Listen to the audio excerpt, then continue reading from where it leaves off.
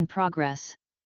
Good morning and welcome to the 2022 Master Trader Program with Mark Minervini. My name is Bob Weissman. I am your moderator for the day, and today is day 5, the live trading day, where you will be able to experience an entire day trading side by side with Mark Minervini and Mark Ritchie and myself. We'll also have a Market Smith review from Scott St. Clair of Market Smith, who is our exclusive sponsor for the event. Also, we will have the chance to have questions and answers throughout the day, depending upon how things are going, any trading we're doing, but there's always some downtime. So we'll definitely get to ask some of your questions that you've been emailing me. If you do have any questions still, you can email me at bob@minervini.com. Also, let me just do a quick sound check to make sure that you are hearing me. If you would please raise your hand. Should have done that to start with. Otherwise, I just spend a lot of time talking and you're not hearing me. All right, great. I do see hundreds of hands raising. Great. If you ever do have a problem, of course, always log off, log back on again with Zoom, but it's an incredibly, for the worldwide audience that we have, it's an incredible platform. So we got to give them credit for that. Good morning, everybody. Let me just take a quick look here. Okay, let's make sure Mark Ritchie's here. I'm here. You guys hearing me all right? Yeah, if you could just do a sound, raise your hand hearing Mark Ritchie, please, so we can just verify you're hearing him okay as well. That looks great. It says host has an enabled video. So if you guys want to see that, then Bob, I think that's on your end. Yeah, okay. You should have that now. And finally, let's just do a quick sound check with Mark Minervini as well. Just if you can raise your hand with that. Okay, you guys are hearing me okay? Okay, great. And you can see my screen. Yes. Okay. Raise your hand just if you're seeing Mark's screen again, please. Thank you.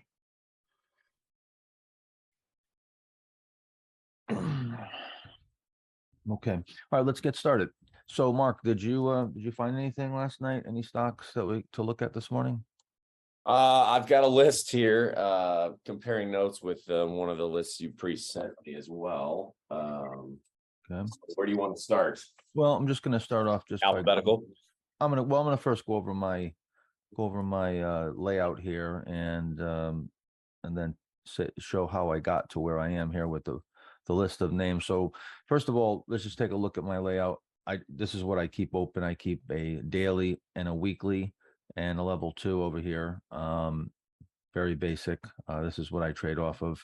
Underneath here, I do have a 5-minute that I can access, and I also can just flip up a larger chart here, which I will often, if I want to zoom up here, I'll just flip up the larger chart. Let's just see. I want to make sure because I got this Zoom thing puts things in the way.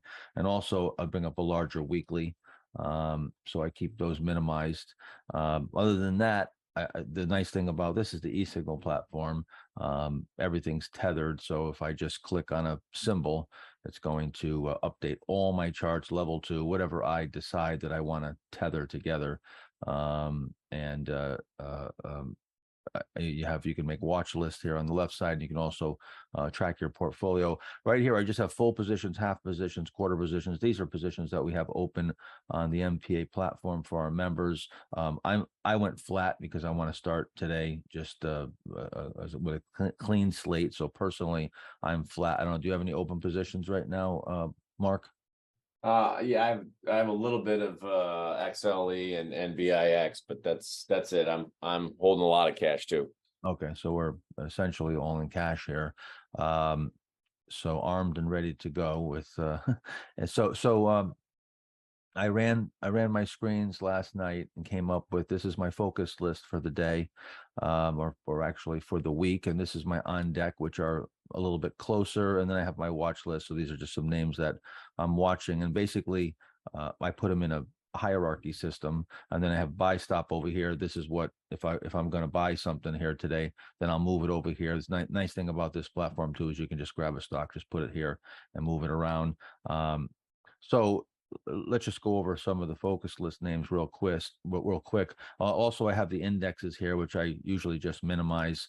I have a broader list of indexes right here, and then I have the main indexes right here, which is very easy to access and to see. So I'm seeing my overall portfolio, if you will, and the indexes all in one bird's eye view, and then I see the focus list trading. And I can once we get trading, you'll see I can get an idea of how things are trading just by how much red and green's on the screen and so forth. The full half quarter positions, if I would have a different size position, I could just relabel that, but I can move this around. You can see here, this says R1X. It means I reduced it one time. So it would have been in the full position, but then when I reduced it, I move it down and I put in here reduced 1X. So now I know that that's a position that I already reduced and I took some profit on.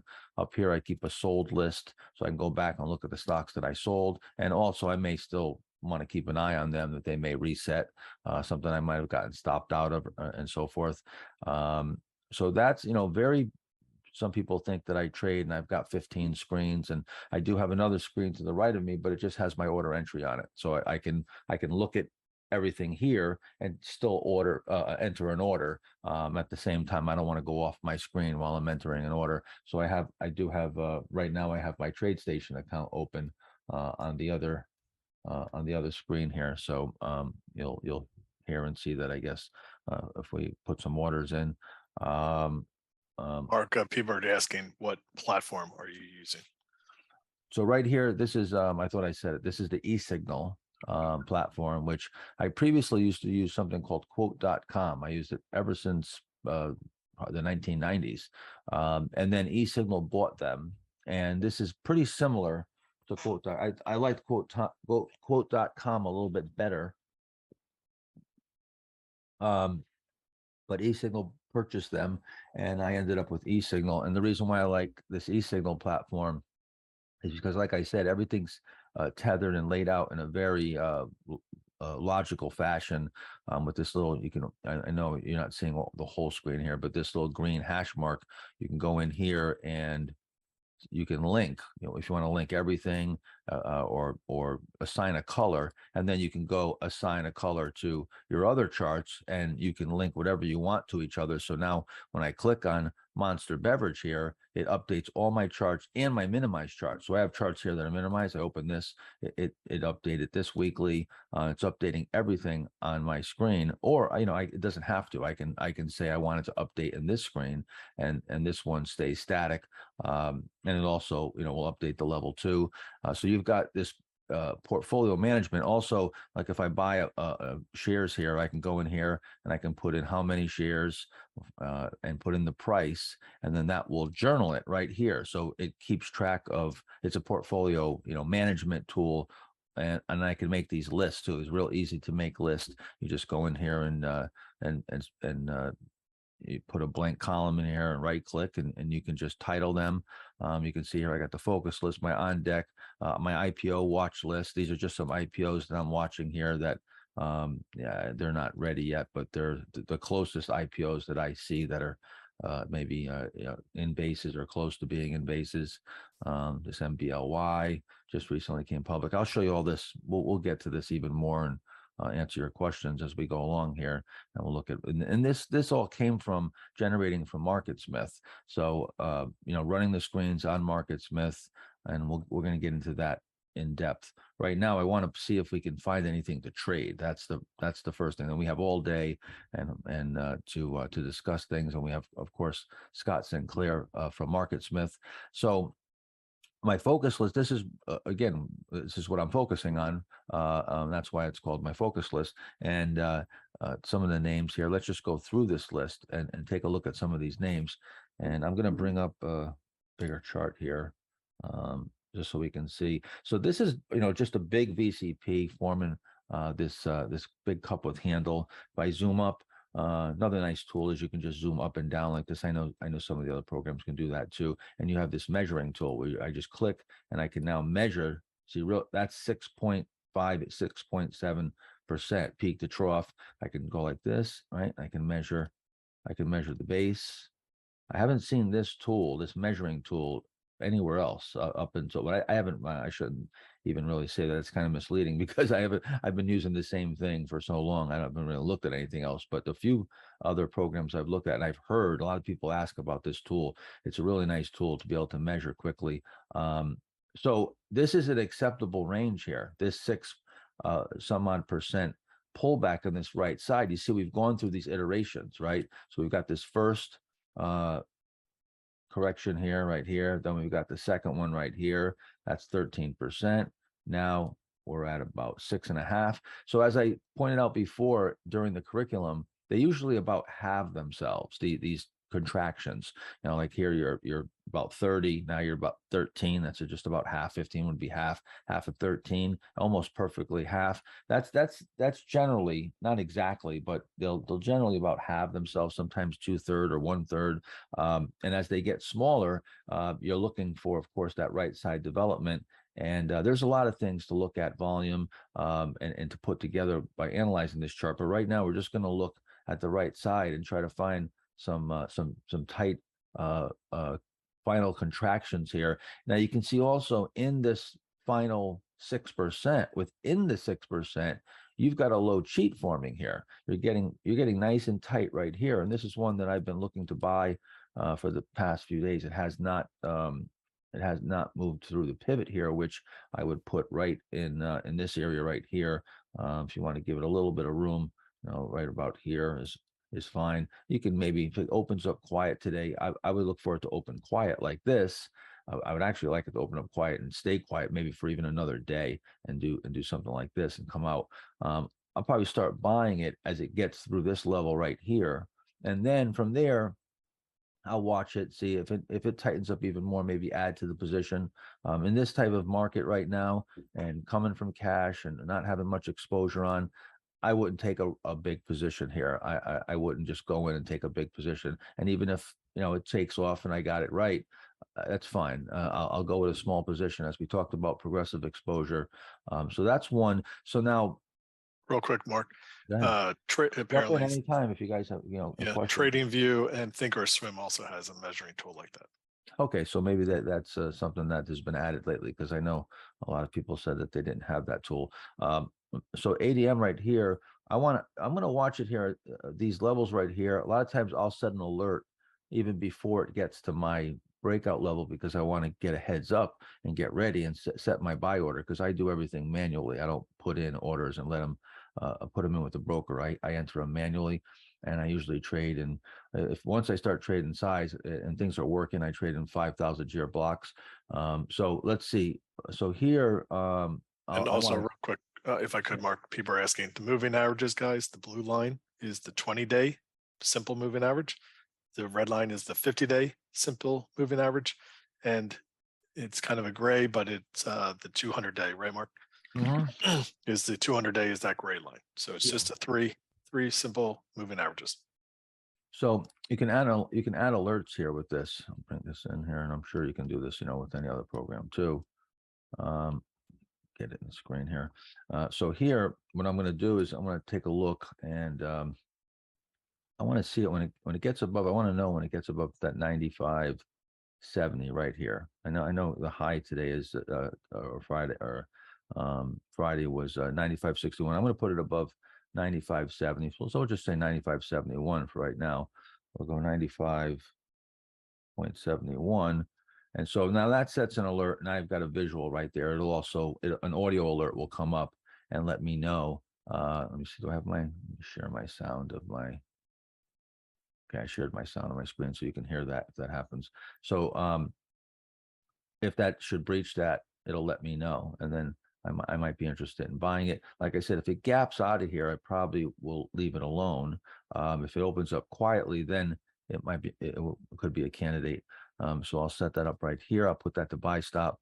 So I'm just going to move down the list, and then Mark will see if you have anything in addition to some of these names. If you have any comments on these, of course, feel free to chime in. AKRO is one that we actually put on as a buy, or actually it was on our breakout alert right over here. I think it was on this day right here, the 29th, came out the day before. I did not buy it. However, it's still holding up really good, very strong, and setting up on the right side here. So we'll keep an eye on that. ALNY is another one that is trying to set up this low cheat. Again, it looks like it needs a little bit of work, maybe a little bit of tightening here. So not price ready perfectly just yet. BTU is another one, big base here. And again, just the same exact analysis as we went over and all those precedents in these past 4 days of curriculum. Again, if you just draw a line across right here from that pivot point, you can see it's contained. Most of the price, almost all the price, has been contained below that level. So now as we're tightening up here and the volume's coming down, this is where we want to start looking for a potential entry.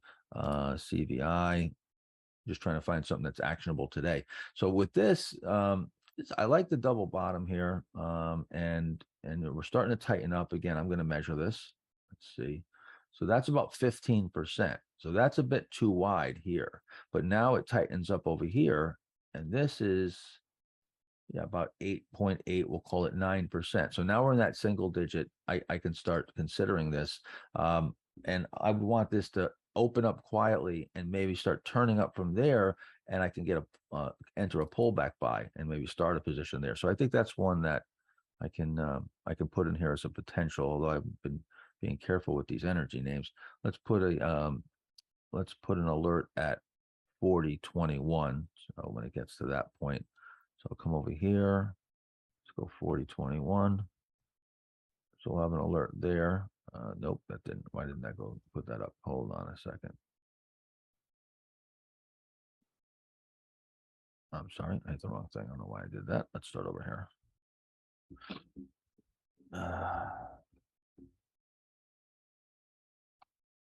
There we go. Sorry.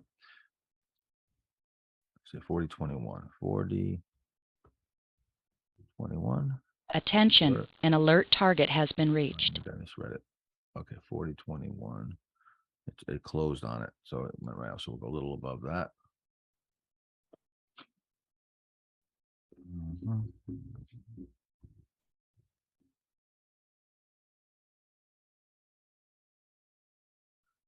I don't know why it's on at or below. Should be at or above.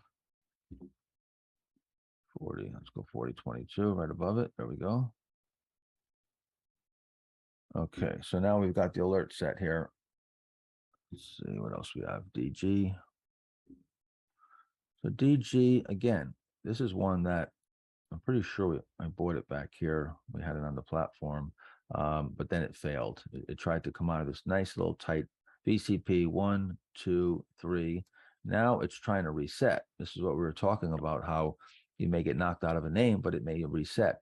This is a pivot failure that took a long time to reset, but you had a big decline over here. And again, a lot of supply to deal with because such a quick, big decline. So now that culminated in this digestion period, and now it's trying to tighten up here. This is a bit sloppy for me on this right side. Let me see. So we're looking at pretty tight though. You're less than 8%. So right here is super tight. I'll keep that as a potential. We'll put that down here as a potential.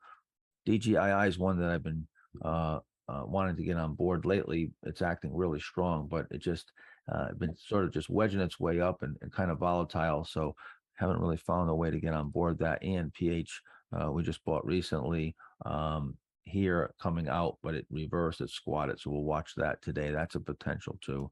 Let's see, KRTX. So this is a low cheat forming here, or certainly a cheat. You could even make an argument right here for a low cheat. It tightened up a bit more. So again, this is one that we'll keep an eye on here on this right side. I'm going to put that over here. KRYS. Mark, I got to jump in here. People, there is a view button in the top right corner of your Zoom screen. If you have your video feeds of Mark, me, and Mark on the right-hand side, you can adjust that to go to the top because some people are saying it's covering up your chart. So you need to manually on your side, adjust your view screen with the Zoom feature.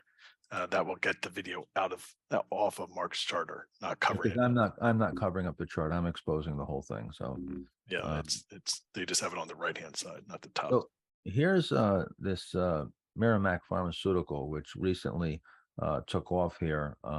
Mark, you know a little bit about this one, right? We looked at this in the past few days. Yes, Yeah. that enormous gap was on I believe a phase 3 approval for or a good study, not approval yet. They're putting the drug up for approval, so that's why the stock's having that huge gap. Yeah, I'm gonna look at the weekly here. So we've only got 1 week here. We don't have too much time of it consolidating, so it is pretty short right now. 1, 2, 3, 4, 5, 6, 7, 8 days. So this is a bit premature. Usually when you go this tight, it's like a proposed merger or something, and the price goes completely, flatlined. So this is super, super tight, and I like it, but it is a little bit strange on how tight it's gotten. But I'm gonna keep an eye on this today for sure. Let's see here. Monster already came out here or started moving up from a pullback by here a few days ago, and tried to move out on Friday, but didn't get out clean into new highs. That's one that's a little compressed up the right side, but also looks pretty good. PCVX. This is one that, again, this is very similar. We had 1, 2, 3, 4, 5, 6, 7, 8, 9 days short. Came out here. I actually bought this. This got stopped. It didn't work out and got stopped out. Had a shakeout here. This may reset. This could also be a Hardaway crossover if it just takes off in the next day or so. Shakes you out and boom, off to the races here. So we put in a couple more days now. Again, a power play like MACK, really tight but short.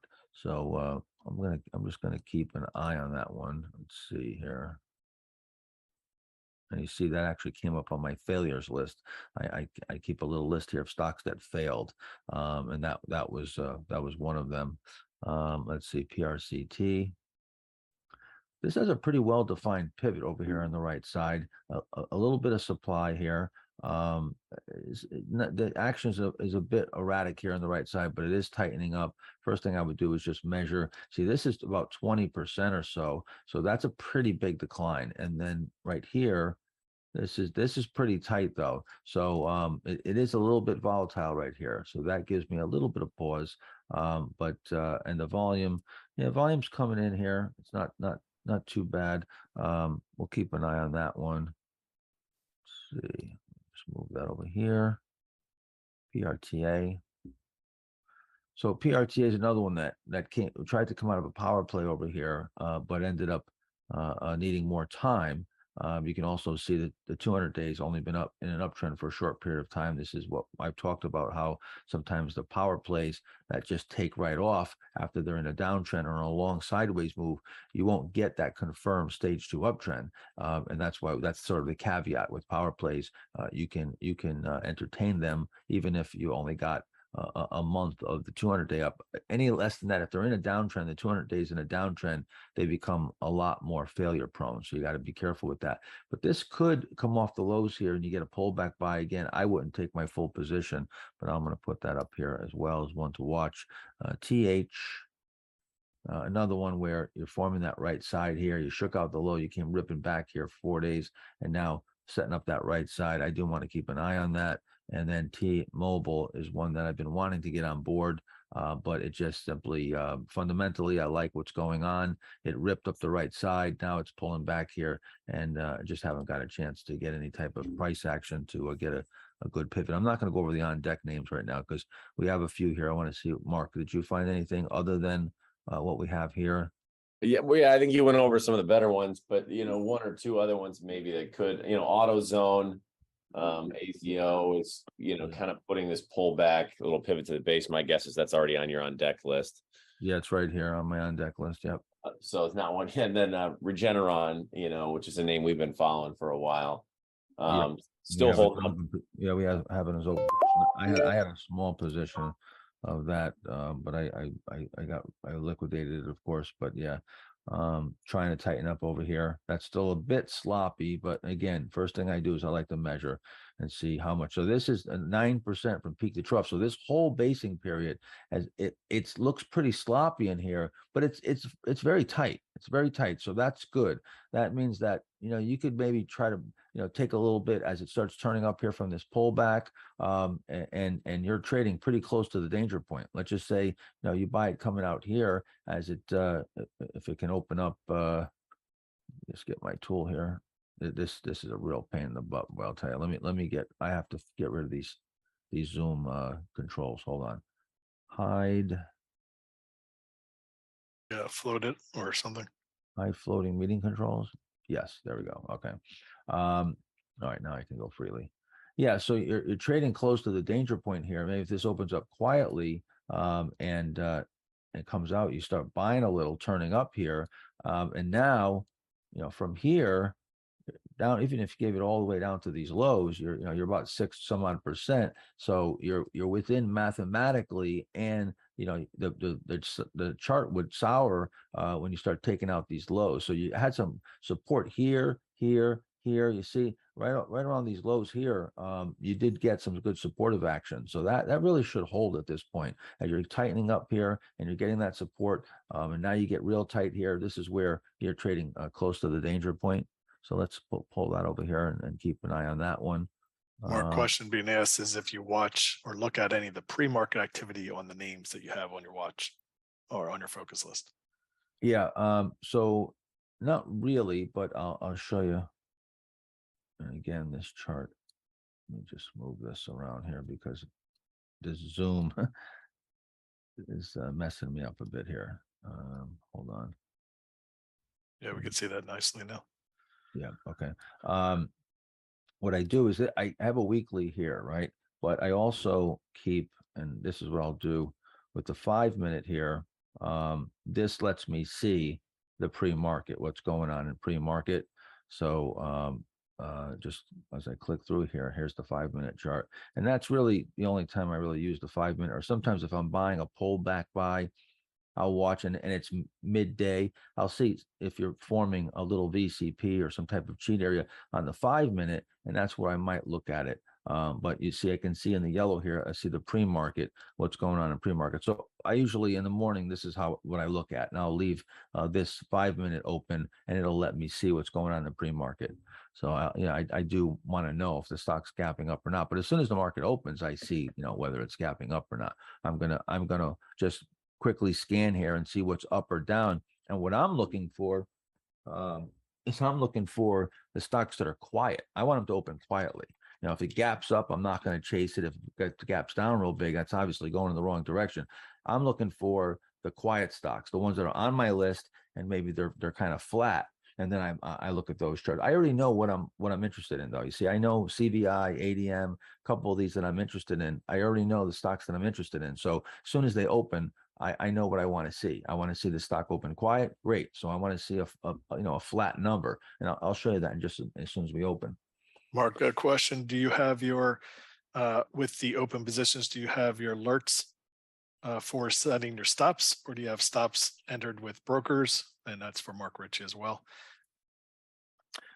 Yeah. So I don't set stops with brokers. I set stops when I have my own open position. I just set a stop. Usually it's before that level too. When it starts closing in on that level, let's just say it's 5%, I might set it at 4 or 3. So now I know it's getting close, but I'm watching the stock so closely, I know. And I also know just by right here, by the percentage gain, these are the percentage gains and losses of our current open position. So you can see, and I can sort them here too, see? So, again, the largest loss right now is 2.76%. Largest gain is 17.96%. So that's what that's going to stick right out. As soon as that starts ballooning, I'm watching this very carefully. And then, of course, and I have Mark Ritchie, and Mark Ritchie has, a co-trader. And so we have a team. So I've got that luxury, but yeah, I'm watching it, and I'm putting on an alert. I'm not putting it in with the broker. And that's simply because of size, with now, if I just have, a very small position, I might put it in with the broker, for convenience. If it's 1,000 shares, a couple thousand shares, then I might just put it in with the broker, and then if it hits my stop, it hits my stop. But when things are working, I'm usually trading much larger than that. I'd be trading 20,000 to 40, 50,000 shares. I'm not going to put that all in there, at a market order and then and blast the stock. Mark Ritchie. Yeah, same. I set a lot of alerts, and then if it's something I want to buy, though, I know I already have the size prepared. I know everything in advance. I'm just not letting it sit at the broker. We got off track here too, Mark. Any other names? Not. I mean, from there, the quality starts to go down. So there's not many. Yeah, there's not many. I mean, Pepsi is one that has a decent looking weekly chart, PEP, but that's not for me anyway, just because I like the weekly better than the daily. But even that whole area on the right is reasonably tight. Pretty conservative name, though. Right. And when he says he likes the weekly better than the daily, what he's talking about is, the daily we don't have that tight pivot yet. So we may be getting there on the weekly. You can see it's a pretty big base here, and we're setting up, but we have to go back and find that nice tight trading entry. And so again, what I would do is, first thing I would do is measure right here. So that's only about 4.5%. So it's super tight. I mean, you could buy this breaking out, but I'm looking at the chart relative to itself, and I want to see even more tightening here. This is still a bit erratic within the chart here. So even though percentage wise, it's pretty tight, I'm a real stickler for getting that VCP action, because as we pointed out back where we talked about why volatility contraction, because we're looking for that explosive action, and we want to see that volatility come way down, the volume dry up, to give an indication that supply has stopped coming to market. Why? Because that's what creates the potential for very quick explosive action in your direction of your trade. And the goal is to get at a profit right away. That's what we want. We want to trade as low risk as possible and get at a profit as quickly as possible, because that opens up those other options of financing risk or even taking profits, and that's the goal. Question being asked, you have the level 2 open. Why? It seems to be kind of antiquated anymore, and do you use it, or how do you use it? Well, just look at the bid and the ask. I don't think it's antiquated. It's bid and ask. I mean, you have to see the bid and ask. That's what you're going to be buying at the offer. You're going to be selling at the bid. And sometimes, if I'm taking a really big position and I look at the bid and ask spread, if it's $1 and I'm going to buy 20,000 shares, I don't want to be at a $20,000 loss right off the hop. So I usually watch and see if that bid starts coming up and that spread maybe narrows. I might avoid a stock like that, depending, on the size that I'm trading, and it depends on how things are going. Once again, if I'm down in my account, and now I started ratcheting up, and I don't have much traction, I don't have much in the way of profits. Well, I'm not going to put myself at a 1-point loss right off the hop, even though it might be $100 stock or $500 stock. I might not want to do that, because now again, if my timing's off, that stock starts going and then it turns right around, like many are doing now. We're getting a lot of these squats. They break out and they turn tail, and next thing you know, you're down. If starting off with a wide spread like that, I could be down 2 or 3 points in just in a heartbeat. And now, you got 10,000 shares on, 20,000 shares on, you're down 30,000, 60,000, $100,000. It's all relative too. If you're trading smaller, it's not to minimize, if the loss, if it was 500 shares, it all depends on, what's relative to what's a lot of money to you. To me, I started off poor, so I respect the dollar. Every dollar's, I don't just say, oh, well, it's just $500. I'm trying to lose nothing. That's my goal, is to lose absolutely nothing and to trade as perfectly as possible as the stock is moving in my direction, get myself at a profit right away. And Mark will tell you the same thing. Guys, we will be going through Mark's screening process.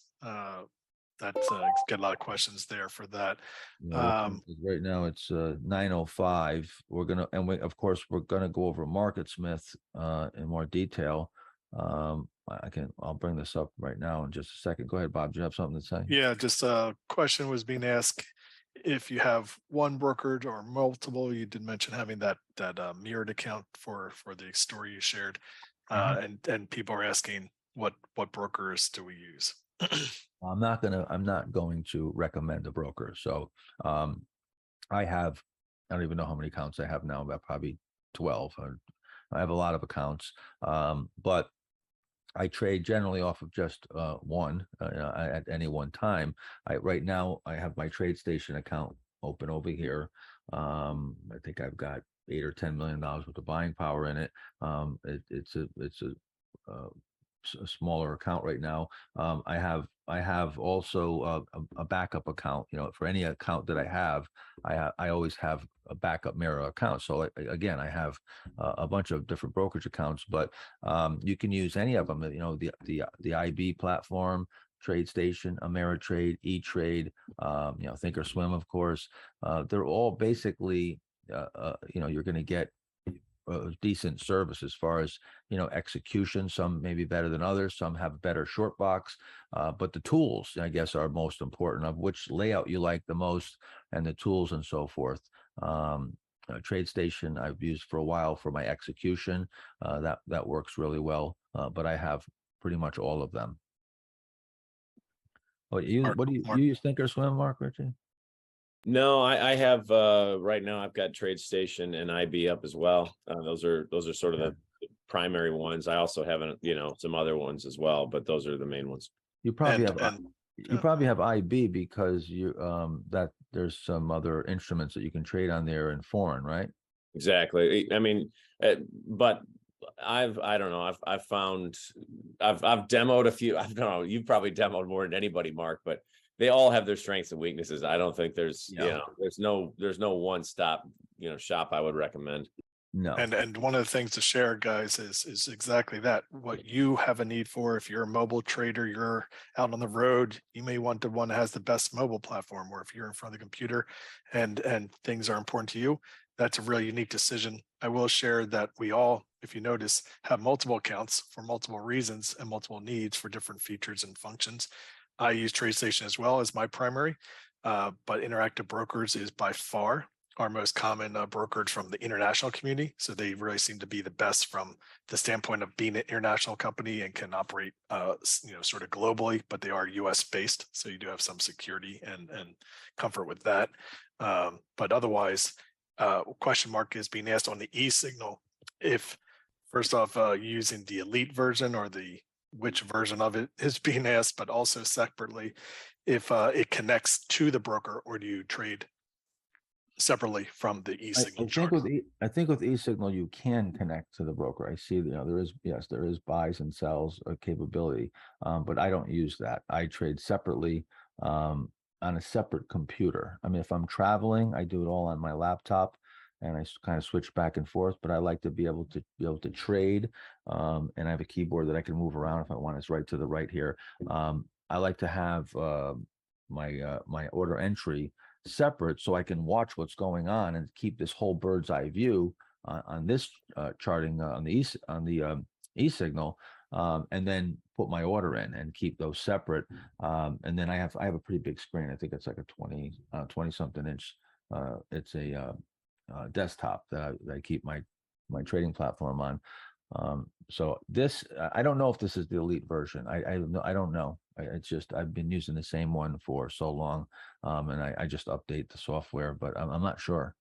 I didn't know there was an elite version, to be honest with you. I think there's a signature and elite.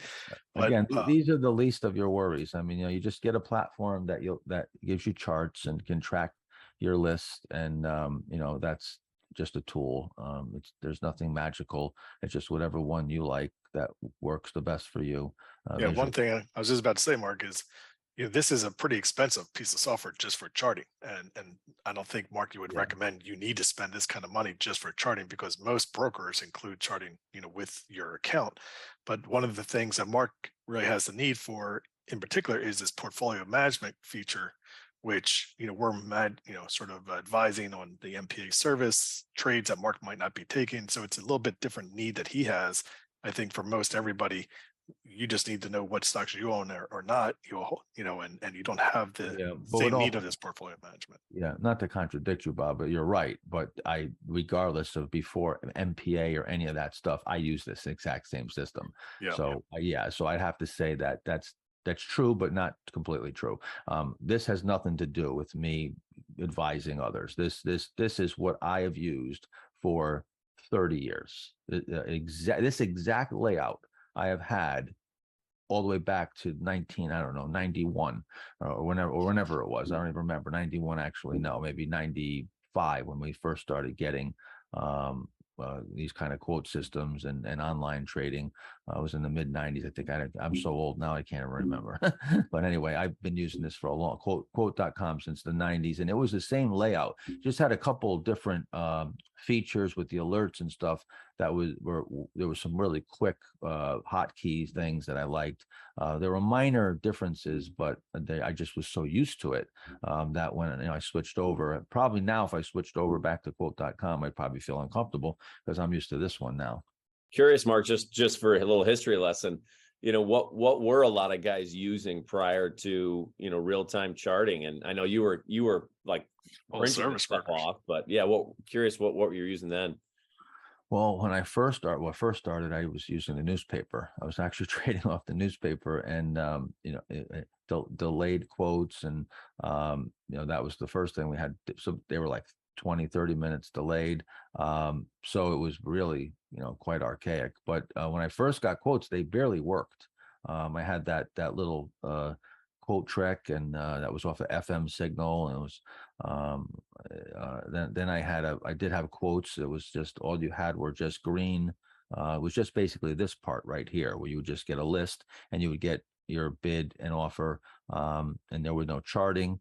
Then later on we got online access, and then you started getting charting, and I was using weekly charts from Daily Graphs as my screening, and I would just flip through the pages. As a matter of fact, those books, we usually show those books. Yeah, they're right here. I'll show you those books right here. I actually these are the books that they're broken down into the New York and some of you probably, know this, but these are the books right here. They're broken down into the New York and the NASDAQ. And then, and David Ryan and we'd love to go back to this. I'd rather have this than screening, to be honest with you, because this makes you have to do and see there's 4 charts on each page. And this is how we would screen. We just flip through and just look at the charts. So, and then, we just watch the quotes. And then when a stock hit the level that we wanted to purchase it at, we pick up the phone, call the broker. They would say, okay, we'll get back to you, hang up, and then call you back and let you know what your execution was. So it was a long time in between where you would know where your execution was, and the spreads were real wide. So there was a lot of risk because you could be buying a stock with a $3 spread, fast market, and it's breaking out, and then it turns back against you, and you hadn't even yet gotten the confirmation that you own it yet. You don't even know if you own it yet. So it was definitely much more difficult. Now trading is just so easy. Mark, questions to both Marks. Do you ever do any trading pre-market or post-market? I almost never. I don't do trading pre-market or post-market almost ever. Sometimes there's an earnings report and the stock gap's real big in after hours. I sometimes will use it to sell, but generally I'll give it till the next morning. Same, exactly the same. Any trading outside of the U.S., either with ETFs or ADRs? I don't, but I think Mark does at times. Yeah, very occasionally. But yeah, I would say 9, it's one out of 100, maybe even less.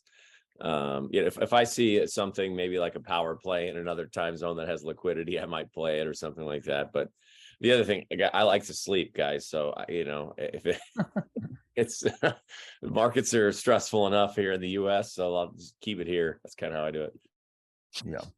Real quick on MarketSmith. So the easiest way to screen, to find stocks that are potential leaders is just to run a screen where you have This is really just my, my main screen is that I'm just running relative strength, and you can put a cutoff. I have it at 89. I'm usually looking at 89 and above. Current price, $10, 25% off the highs, the maximum I would want to go. That's actually, I'm almost never buying a stock 25% off the high, usually 15 maybe off of a low cheat. No closed end funds, ETFs, and trading 100,000 shares a day. That brings me to 539 names. So that gives me, and then from there, I just sort them into relative strength. And then if you just hit the space bar on MarketSmith, you can go through those. I'm sure we'll go through this with Scott Sinclair. And now I'm just looking at the charts with my eye and looking at the strongest to the weakest within that range. This will get you in the direction of almost all these stocks will be in stage 2 uptrends. But if you want to make absolutely certain, or you can run even a separate screen, here's the trend template, and I'll show you how you can do that. So there's a couple ways, and I got to open this up a little bit. If you just go to stock ideas right here, and you go to weekly review right here, right below O'Neill is Minervini trend template. And if you hit that, and that goes down the bottom here. So I got to open that up for a second, show you right here. You can see the screens, and you can just click on those. But let me show you another way that I do it, or you can do it. You can make a screen, you put a new screen, and then over here, where you're screening from, the database, like if you put this right here, this is from, it comes up, MarketSmith database. See, this is of 9,697 stocks. But if I go to the trend template, what I did is I made it right here. You can go right here and you can decide what you're screening from. What is your beginning database? So this is a screen where 89 and above, 50,000 or more, current price above $12, but they all have to meet the trend template. So now this brings it down to 197 names. These are all names that will be in a confirmed stage 2 uptrend. And then here is the 1 month, where again, this is just the same criteria, just from the 1 month trend template. Now that brings it down to 50 names. And then I'm putting them in relative strength order. So I'm going to see the strongest first. And then here I'm going to screen down and go through them. And I want to see, I want to look at the strongest stocks. Those are the ones I'm going to prioritize. So that's 98% of my screening. It's that simple. Then I will, if we're in a correction, a bear market, particularly if we're in a bear market and when we're trading down by the lows, I run a RS new high, and that will give me stocks that are trading with their RS lines hitting new highs. Also, if I want to single out a group, this is a way here where I'll show you. You can just set it up. This is $10 ETFs, 50,000 shares or more in the solar group. So now this brings up 12 stocks, and then I put them in relative strength order. If I do that, you can't see the bottom here, but it's just a list of names. There's 12 names. So FSLR for solar comes up first. That's the strongest stock. As I go down, ARRY, 98 relative strength. We go to ENPH, 98. And as you go down, you'll see the charts get worse and worse. and as you go down, there are stocks that I wouldn't buy. And you can see when the earnings dates are coming and so forth on the chart. So this is a way to just look at a specific group. If we want to look at a specific group, see what's setting up in that group. And I do have some of you that want to have everything covered. You can certainly put a screen together like this. This is what I call the techno fundamental screen. This has got a bunch of stuff in it, but again, is nothing magical about it. You're going to see the exact same names. Like there's all overlap. The only you're going to see if you run this RS screen, this is sort of the net that grabs everything. So I would rather run this and then just look at the fundamentals, because if I run a fundamental screen, I'm going to knock out the biotechs. I'm going to knock out stocks that I might want to buy, and I won't see them. So here's the thing about screening: if you put 100, let's say you come up with the perfect screen, and there's 100 variables. If it misses on just one, you won't see the stock. It would have to meet all 100. That's why you don't want to, the mistake that people make with screening is they try to put too much criteria in it. It's better to put less criteria, run a couple different screens and sort of slice the market up in different ways. So what I do is I slice it up into the relative strength and then the IPOs, which that you won't have the stage 2 uptrend, and the relative strength sometimes won't be there as high. So now the IPOs, I run that screen, there's 107 IPOs. Watch this. I put them in IPO order. You can put it in IPO date. So if you put them in IPO date, what will happen is the newest IPOs will come up first that meet your criteria. And then as you click through them, you'll see they'll just elongate and it'll get longer and longer. And you'll go through all the IPOs from the most recent developed to the longer. And I just put it a year back. So I'm looking at all the IPOs that came out within the last year. I'll show you what that looks like. See, it's just IPO date. This one's actually 2021 on. Current price $12. Our RS rating 25. So that's looking at virtually everything. Okay. Let's see here. Any questions on screening? There's a lot of questions, but I'm sure there's tons of questions. Do you have your alert set for after hours so that it will trigger if some news event is affecting your stock price after hours? I do not. Biggest question seems to be when buying a stock, are you using a market order or limit order? I'm usually using a market order. It depends though. Of course depends on the situation, but usually I'm buying in block and I'm breaking my order up into blocks and buying it at market.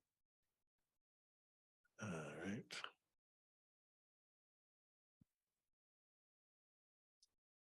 All right. So it's 922. And I think the stock that's set up the tightest right now is this ADM, which is in the agricultural area. It looks like it's set to gap up a little bit here. Let's see, what's the XLE doing? Just want to see. So XLE looks like, just zoom out a little bit here. Looks like it's coming under some pressure here. So closed around this 91 change, looking at 89.76, which is around the low here. It's still within the range, staying inside. And the market, I don't even know what the market's going to do here. Let's see. Market, I think it's down about 40 points. Okay, so market's down about 40. Again, I am really focused on the stocks. I don't focus on the index as much. Usually I just minimize this and I watch my stocks. But I want to know, of course, what's going on with the market. I've got CNBC on right now just to see pre-market what's happening. But I'm focusing on the stocks. I mean, what's guiding me is this list right here, my focus list, my on deck current holdings or stocks that I may be just watching, my buy list. That's what is determining what I do. It wouldn't matter if the Dow was down 300 points and was gapping down today. If stocks were setting up and they were breaking out, I'm gonna probably buy them. I'm gonna buy something. I'm really 99% of everything that I do is the catalyst is the stock itself, the individual stocks. Even my overall market calls and opinion of the overall market and buy and sell signals are highly dominated by the individual stocks. We do have the risk model that I've put together that we've been reporting to our members for the past decade or so. That's done a really great job of keeping us on the right side of the market. But the components in it are new highs and new lows, up, down volume. One component of it is the general market, basically the O'Neill follow-through date distribution strategy, just a little bit permutated a little bit differently, or actually it's closer to the older way that O'Neill did it. They changed it in IVD, and then the individual stocks. So, but then we also have what you call the STEM models, stock trading environment model, and that's based purely on just how the individual stocks are acting. And right now, That's on, we have red, orange, or green, and it's on red right now, which means it's a very risky environment and there's not much that's working. So we're in a very cautious mode right now. Real quick, guys, I just want you to be able to appreciate something. When I first saw Mark trading and you see my office, and even though this is not my real office, this is just a background, but I actually do have like 10 monitors in front of me. This screen is really all that Mark is operating off of. As successful as he is, as accomplished as he is, he's primarily focusing on this one screen, just flipping through the stocks, staying alert, staying on top of them, screening through them. And it's amazing just how simple it can be. You don't need a lot of fancy stuff and a lot of, whatever is going on to become a successful trader. It really is something. Keeping it as simple as you can is what Mark has perfected, is what I would say. I manage tens of millions of dollars and take as much as a $10 million position with what you're seeing right here. This is it in one screen of my order entry. So, I all these, like, again, all these indicators, all these things, these screens and everything, it's all about knowing, having skill, the skill to read the chart and to use this information and really boiling it down to what actually works. And then, I that's why I love sports where like tennis, two guys go on a court, they got a racket in their hands, a racket and a ball, it's pure skill, whoever can, wield that racket the best, or, same thing with this, it really, all these indicators and all these things that you find and read about and that are advertised, it's all just an offshoot of the price and volume itself, and it can never really, if the caboose is being pulled by the train, if MACD and stochastics and all these indicators are being calculated by this price, well, then they can only be coincident or lagging. They can never lead. So why not, this is something that Bill O'Neill convinced me of, is that all you need is learn how to read bar charts. The reason why, a lot of people use all these other elements is because, and they're not successful with something simple because they don't have the skill. So over this last 4 days of curriculum, I gave you everything to develop that skill and what to look for. Certainly there's other ways of trading. Mine isn't the only way. There's some people who use overbought, oversold indicators and have all these squiggly lines all over their screen. They got 14 screens and they make it work. They make money.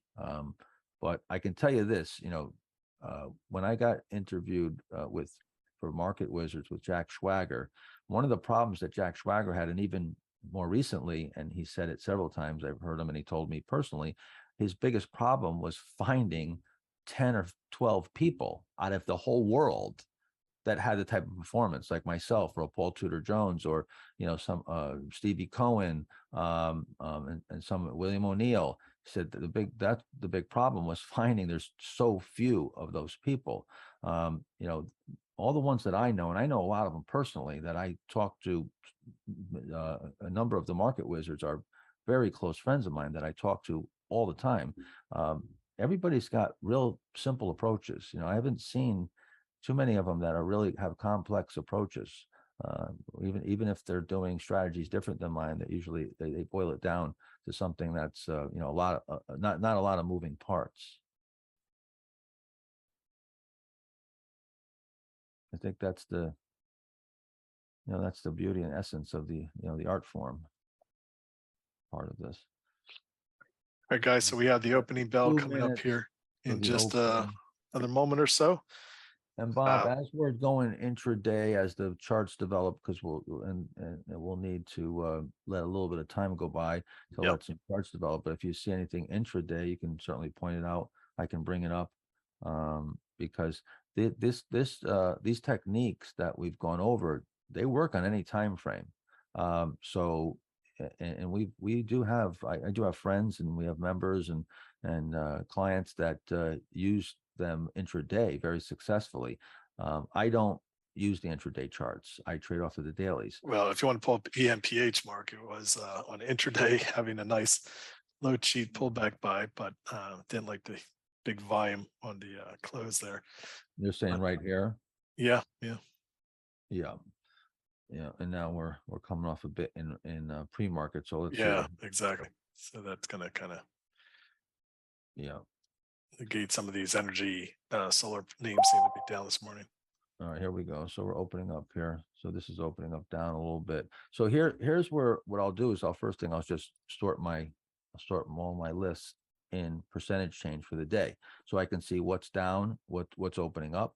So right here, I immediately see what's going on here. All right, I'm interested in the CVI. It's opening down 3%. So let's take a look at that. So this is opening relatively quietly because it's staying inside here. So this is a potential buy. So we'll keep an eye on that. Let's see what else. This ADM, very quiet open. I love this. I love the quiet open here. This is one that I definitely would be the now with it being real quiet here and being so close to this pivot, I right away would put this on my screen on my trading platform and set it up. So I would set this up so I'm ready to go if I want to buy it. So that's ready to go. I can literally fire it off an order here now in a moment's notice in just a second here and buy that if it starts moving. So, but it's going to hit that alert, and at least it'll let me know if it's moving in my direction. So I don't want to buy a stock unless it's moving in my direction. Even if I'm buying a pullback or I'm coming off of this low cheat, I want to see it at least some progression in my direction. Because again, if it's going in the opposite direction, they start opening that spread. Next thing you know, I'm at a loss. I'm trying to be at a profit immediately. So hopefully we'll get an opportunity to do that. REGN, again, opened up quietly here.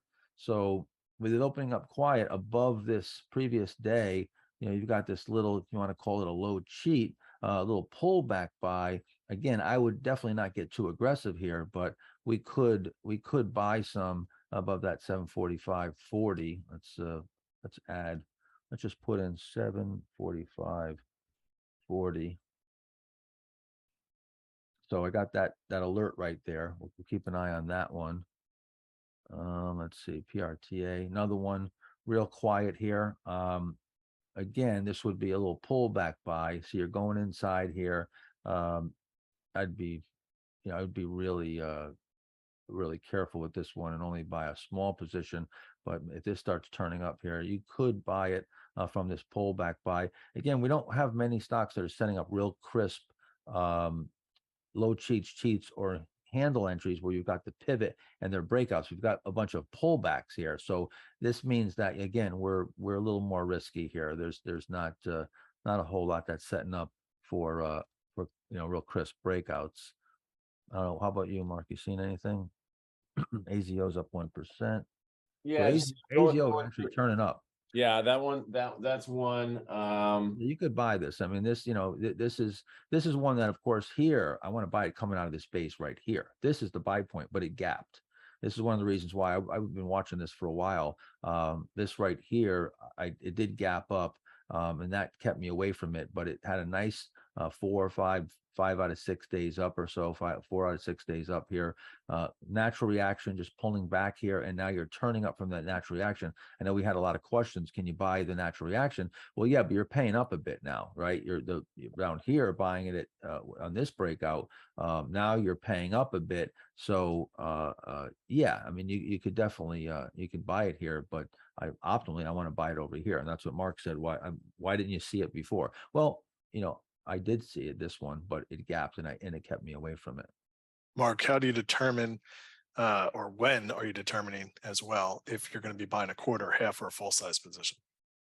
Yeah, that's a judgment call, and again, if and that depends on the market environment. It more depends on my own traction in the market of if things are going well. I got an alarm on DGII going off here too. That one's DGII. Yeah.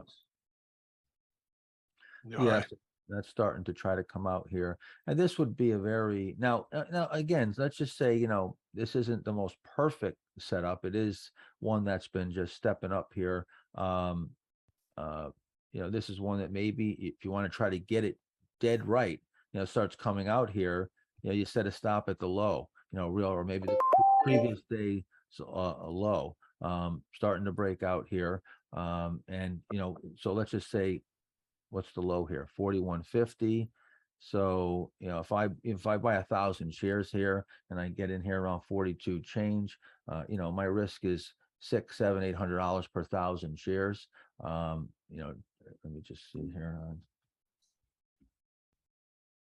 Let's look at the spread here too. Yeah, trading at 42.01 by 16 cents. Now a lot of these breakouts are turning right around on us. So just keep that in mind. You got to be real careful here. That's why I'm saying keep it on a real short leash. But this is probably the best acting stock right now out of everything we have on the list. TH is up about 4% here. How's that looking? And that's turning up. I would say DGII is probably the best looking name right now. The way it's acting right here, and it's breaking out of a little tight area. Mark, question: if that spread is wide, or what would be considered too wide, or is there a limit to how wide of a spread you'll buy a stock? It's all your own tolerance. I mean, you have to decide how much you're buying. If I'm buying 50,000 shares, it's a 2-point spread. I'm not going to be at $100,000 loss, no matter how rich I am, or no matter what the stock chart looks like. I'm not going to put myself at 100K loss immediately. So that, for me, that would be too wide. For someone else, it might be a $2,000, and you would have to position size accordingly. So that's part of it. But sometimes the best names are going to have wider spreads, and that's certainly a risk. Now, again, if that spread is 0.5% or 1%, your stop's 8%. Obviously, that's not really a deterrent. So it depends. Like I said, there is, for me, there is a dollar amount, that I'm cognizant of that I'm not going to want to risk sometimes. And it also depends. If I'm doing great and I've made tons of money, there's times where, I'm up $1 million in a month, and I've got a lot, I've done really well. There's other times where, I can't get anything to work. I mean, this year I had a lot of trades working for me the first half of the year, short-term trades, taking partial positions off into strength, and then this last couple of months I haven't been able to get any traction whatsoever. So I would be really, really careful at this point right now. It's really anything with risk is I could tell you, looking at the charts and sort of what the volatility, single digit getting into the pivots and so forth, on how stocks generally act. But risk, as far as how much risk you're going to take and how much dollar loss you're going to accept, is completely a personal decision. And that's, would be handled through position sizing.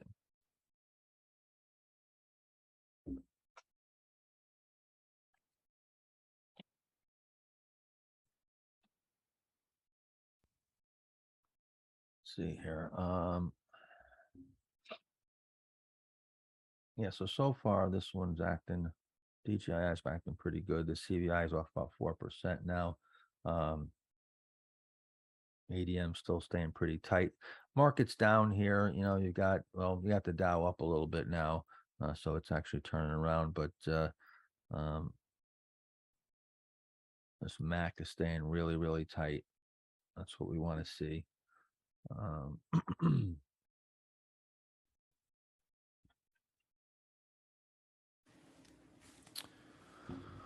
Let's see. So the ENPH is down a bit here. So coming in now, see, here's a perfect example of a stock that, it breaks out here, and it's coming back in here. And this is where, after you get a squat like this will usually shake out a lot of people, a lot of shorter term traders, a lot of amateurs. And this is where, and again, if your stop is set at the day's low or something, then fine, you're out if you're really short-term oriented. But if you're going to swing trade and give the stocks a little bit of room, this would be too quick to sell out, most likely.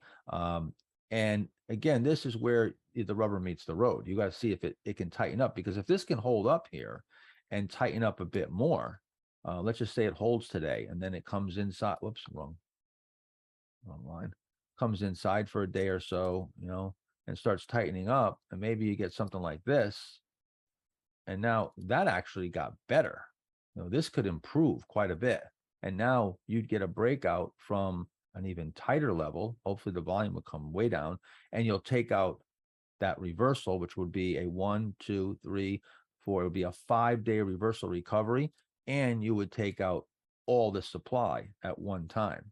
So that's what I would look for. And if I was in the name and maybe I was small, then I would add here or take an initial position.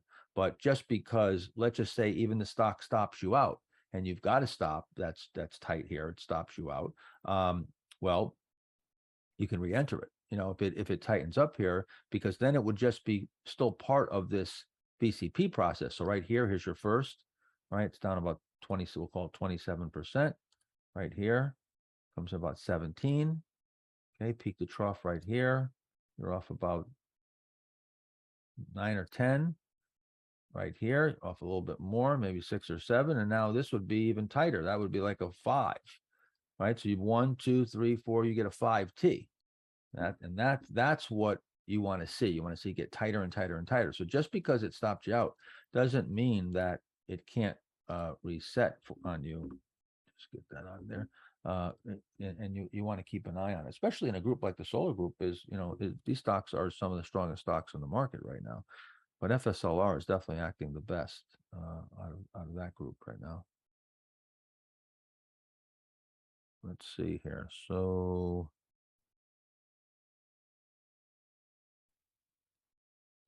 DGII is handling this little breakout so far, holding up, squatting a bit. And this is what's been happening over and over and over. You get these stocks, they move into new high ground and they just come right in. Retail buying brings them out, institutions sell into it, and there's no bids. There's nothing to hold it up. And that's what you're always trying to gauge. When the breakouts start working, they just come out, they take off, and then you're sitting there on the launch pad just watching these rockets take off left and right. And that's when we'll get aggressive. Until that happens, though, we're very careful, and we might even just watch a bunch of pitches come across the plate. Like this right here in a really strong market. I'd be buying this. I'd be buying this in size.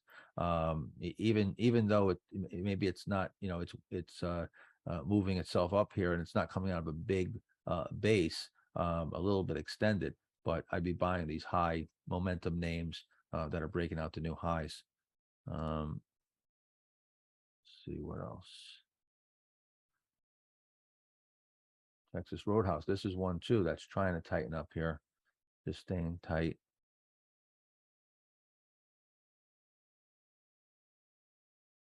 Bob, any questions? I think you're talking on the phone though. Yeah. Question.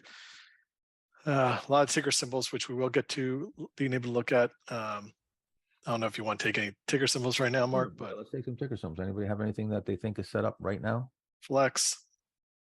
Yeah. I have Flex on my on deck right here. Yeah, I mean, again, this is an early turn. See, it's only up for a little bit here. It's a big base. Let's go out here. So yeah, you do have a really big base here. And as I pointed out, when you get the really large bases, sometimes that will cause the long-term moving averages to flatten out or even start trending down. So then when you come out of the base, it's an early turn. So you got it. That's sort of a caveat. You have to look, if you have a real long base, you may be able to cut it a little bit of slack on the uptrend, because you have had a long period of consolidation. This is kind of wedged up a bit here. It's a little bit sloppy. I just don't, it just doesn't have the orderly type of, price action that I would, buy here. See, it came out this morning already. You're getting duped. It comes out, it came right up to the old highs. I don't think it actually 2050, where did it trade? 2050. Yeah. Came right to that 2050, pulled back here. So that's not one that I would, I do have it on deck, as you can see right here, but ALNY mark is taken on Friday's high. Is it ALNY? Yeah, that's got that low cheat, or that cheat area. That actually looks pretty good. That's a pretty good looking, let's see here. I think I'd want to see it confirm a little bit more. So down to this low is about 10, 11% below the pivot here. You do have the 50 days, what I call an angle warning, when you got the the price going in the opposite direction of the 50-day coming out of a base. It's minor. It's not downtrending too much. So that's a minor angle warning. If this was really steep, if this 50-day was like that and the price was coming out, that would be a warning. You got to be careful, because until the intermediate trend starts flattening out and turning up, you're going against the trend. You want all the trends to be in your favor.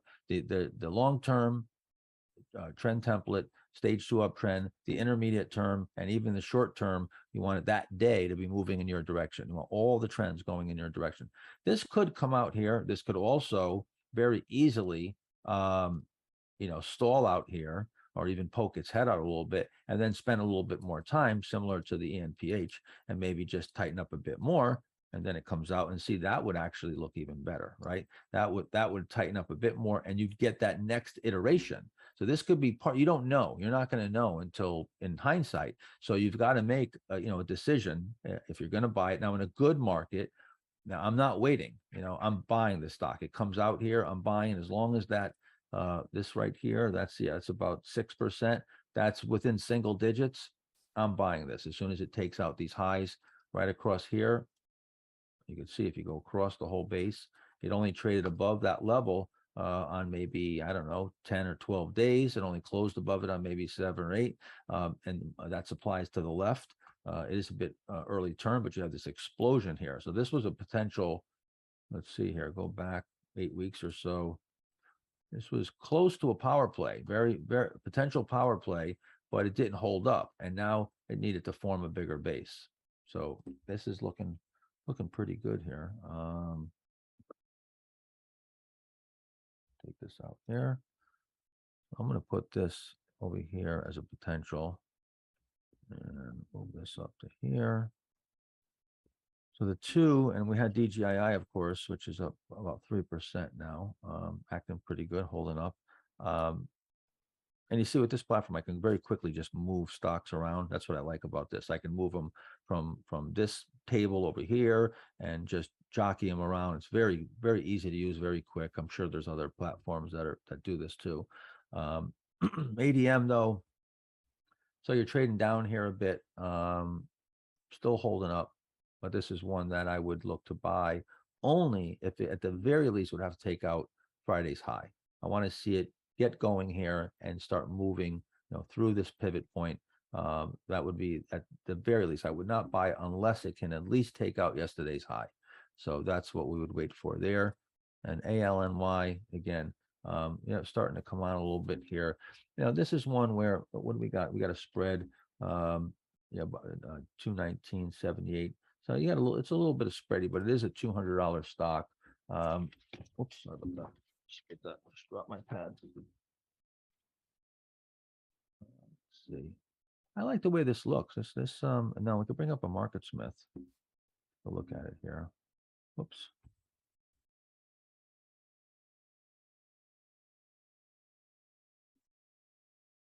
And 96 relative strength had earnings here. Of course, this is a biotech. You can see no earnings, all losses.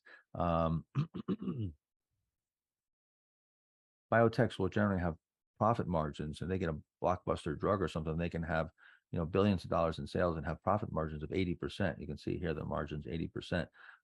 So that's what makes them so powerful, potential big movers. Let's see, I'm going to put this up on my order entry here, just watching it.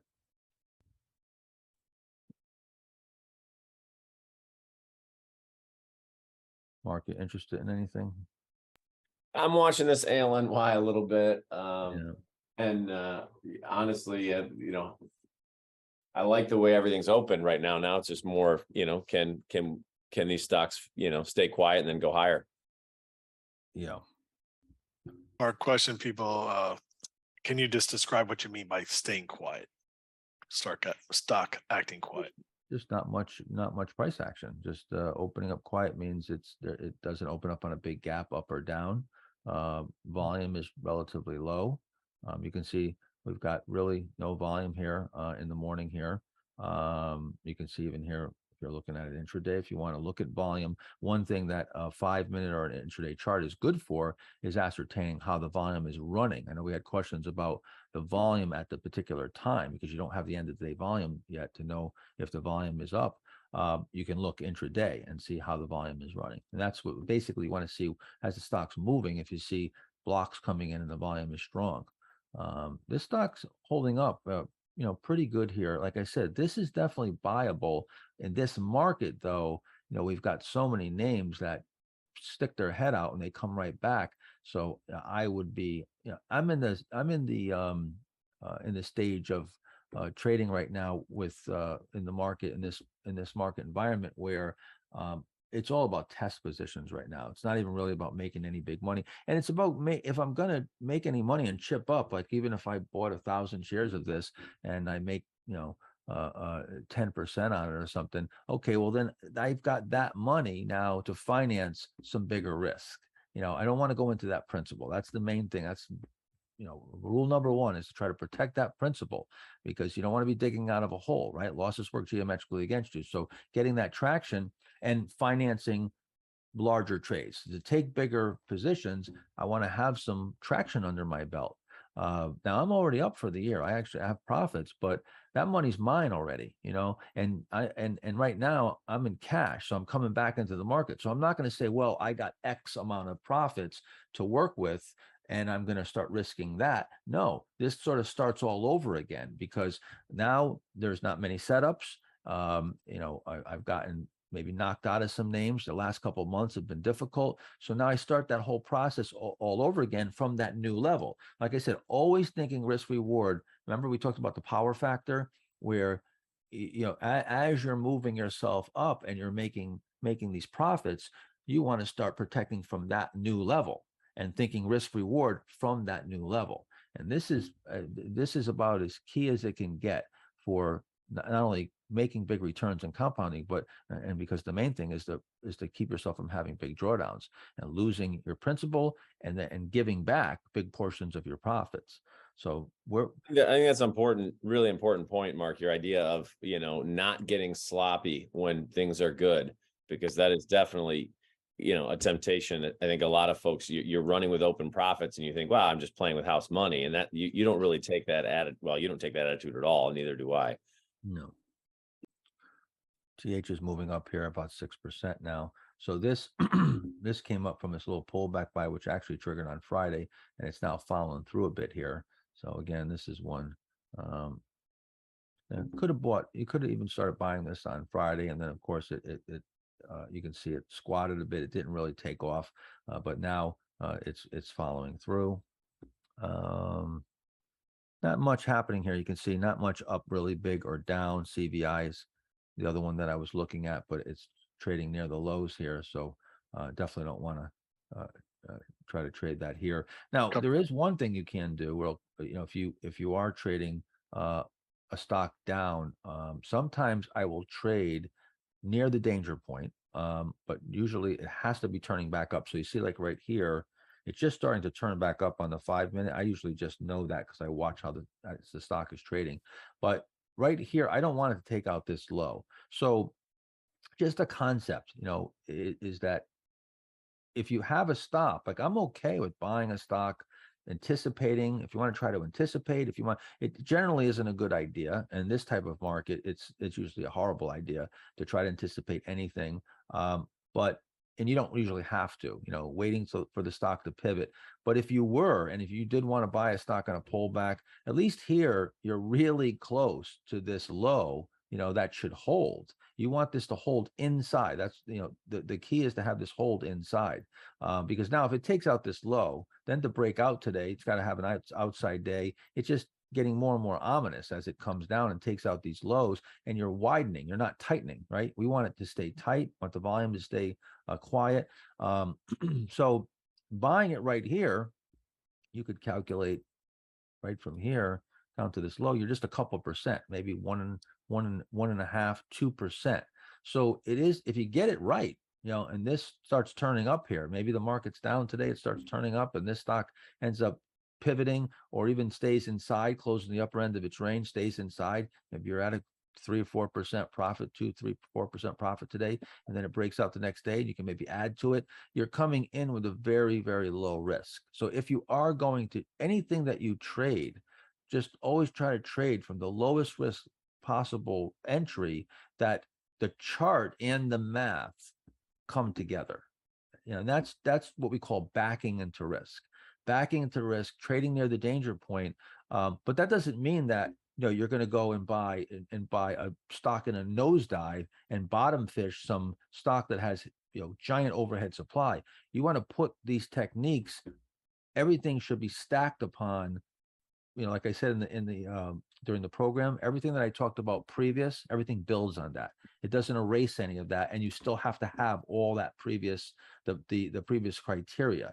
So you have to put this in context, of course. If you're in the uptrend, you've got the VCP. Again, that's when you're gonna want to try these tactics that I'm telling you. They're not just blanket tactics that you can use anywhere. Question, Mark. You mentioned, you're out of the market, you have the profits for the year, it's all locked up. Common question being asked, when, at what point do you do that? What if you made $10,000 today? Is tomorrow your account $10,000 higher? Do you recognize that profit is now yours, so to speak? I don't understand what that means. If I need 10,000, I mean, if I need to take money out of the account. No. If you made $10,000 today, is yeah. tomorrow's, is that still profit? Tomorrow, are you resetting your, position sizing? And oh, well, yeah. Well, the position sizing, I'm not sure if you want to adjust it that quickly. If you just, if you had, let's say, $100,000 account and then it went up 10%, I mean, it's not going to matter a whole lot if you move your position size up by another 10%. But yeah, if the account grows, let's just say you have 100,000 and now it goes to 150. Well, yeah, your position sizing on 150 now. Otherwise, you wouldn't compound. So yes, you're now you could maybe have some rules of thumb where, I used to advise newbies to not really position size bigger or to take much more risk until they can double their account, or at least get their account up 50%. Until you can do that, keep the position sizing maybe constant with that original number. But again, it's more of a personal choice, but there is mathematics behind it. If you don't compound, then yeah, you're not going to take advantage of growing your money. So you do have to compound. You have to increase your position sizing with the growth. When you are coming from a cash position and you start, with a much smaller than normal full size position, even though you have full size on your chart, your screens there, that doesn't necessarily mean you're trading immediately from the start at full, what would ultimately be your full size 25% position, correct? In this particular instance right here, this is just what this says full and half is just what we put on the platform. My personal position size would be in shares and would be tabulated separately. So this is just what we have on our MPA platform right now. Like I said, I went flat because of this seminar, and even then I only had in the stocks that I own ENPH, a few of these names, but I'm very small in them. So but the answer is that these are actual full positions. We don't have a position sizing as far as like a model portfolio, but if we don't say half position or quarter position, then it by default it means like a full position. But again, the only position sizing with our platform isn't for actual position sizing purposes to say take X amount of size. It's to show a relative to whatever your full position is, that we're saying, hey, maybe this is this is coming from a low cheat, and we're recommending a quarter position here because there's a lot of overhead supply, and then we think we can maybe add to it down the road if it rebuilds and sets up a cheat or a handle. And stocks that we would maybe move more incrementally in, we would start smaller. Or if the market is just not acting very well, but we're getting some setups, but we have no traction, then we might also tiptoe a little bit and come in with quarter positions. But go ahead. In the reverse sense of your progressive exposure, if you do have a loss or 2 or 3, how, and you started that to 6.25%, how much would you keep dropping it with each subsequent loss down to? What's the smallest amount you would go to? Again, it's going to be, once you cut it in half a few times, it's going to be negligible. So I would, Mark, this is a good question for you too. I tend to just sort of, if things aren't working, I usually cut my trading back at least in half. And then if it's still not working, I cut it back in half again. And like I said, if you start off with a 10% position and you cut it to 5, then 2.5, you're trading, at negligible levels. You only have to cut it in half a few times, and then you're basically not trading. It's just purely, a token trade to keep your finger on the pulse, if you will. So I would say, general rule of thumb though is, cut your trading back in half of the size. You're taking $100,000 position sizes.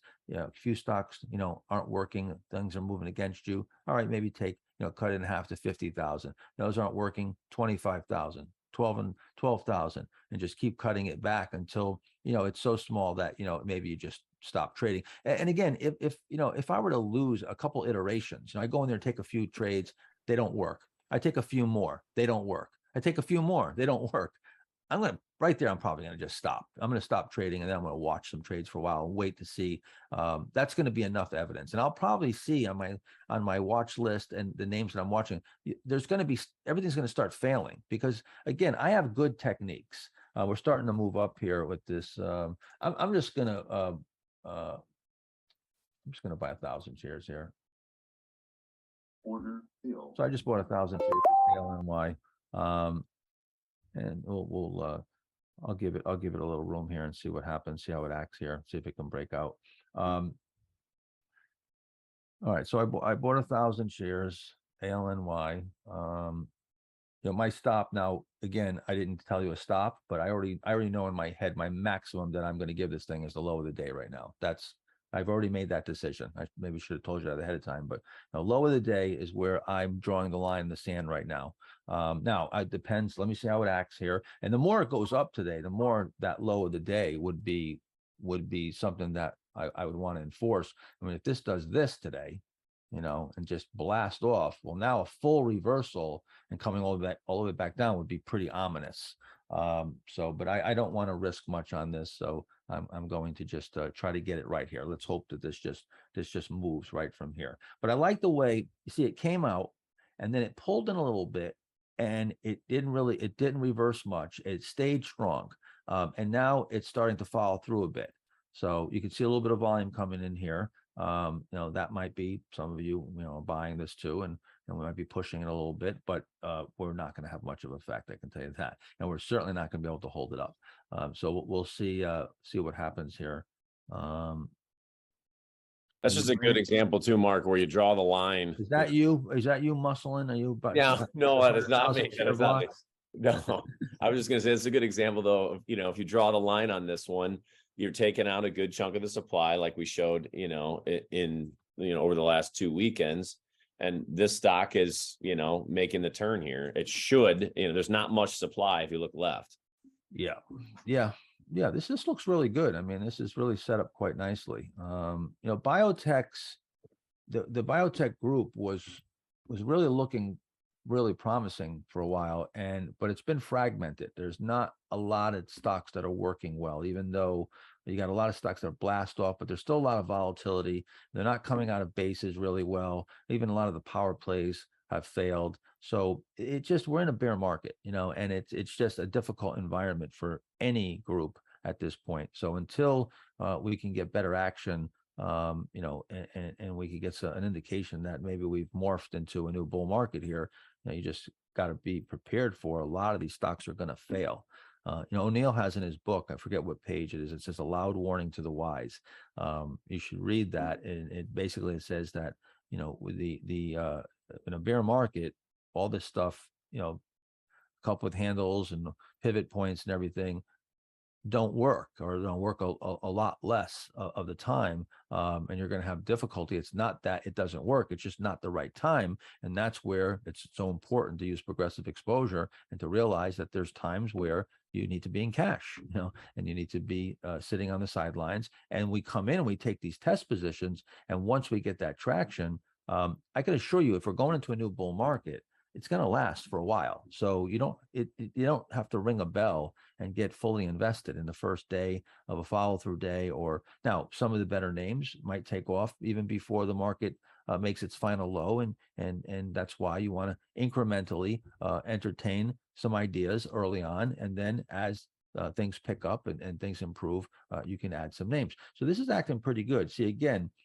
came up a bit here, and it's holding up. So I like the way this is acting so far. How it acts on the breakout's really important in the subsequent days.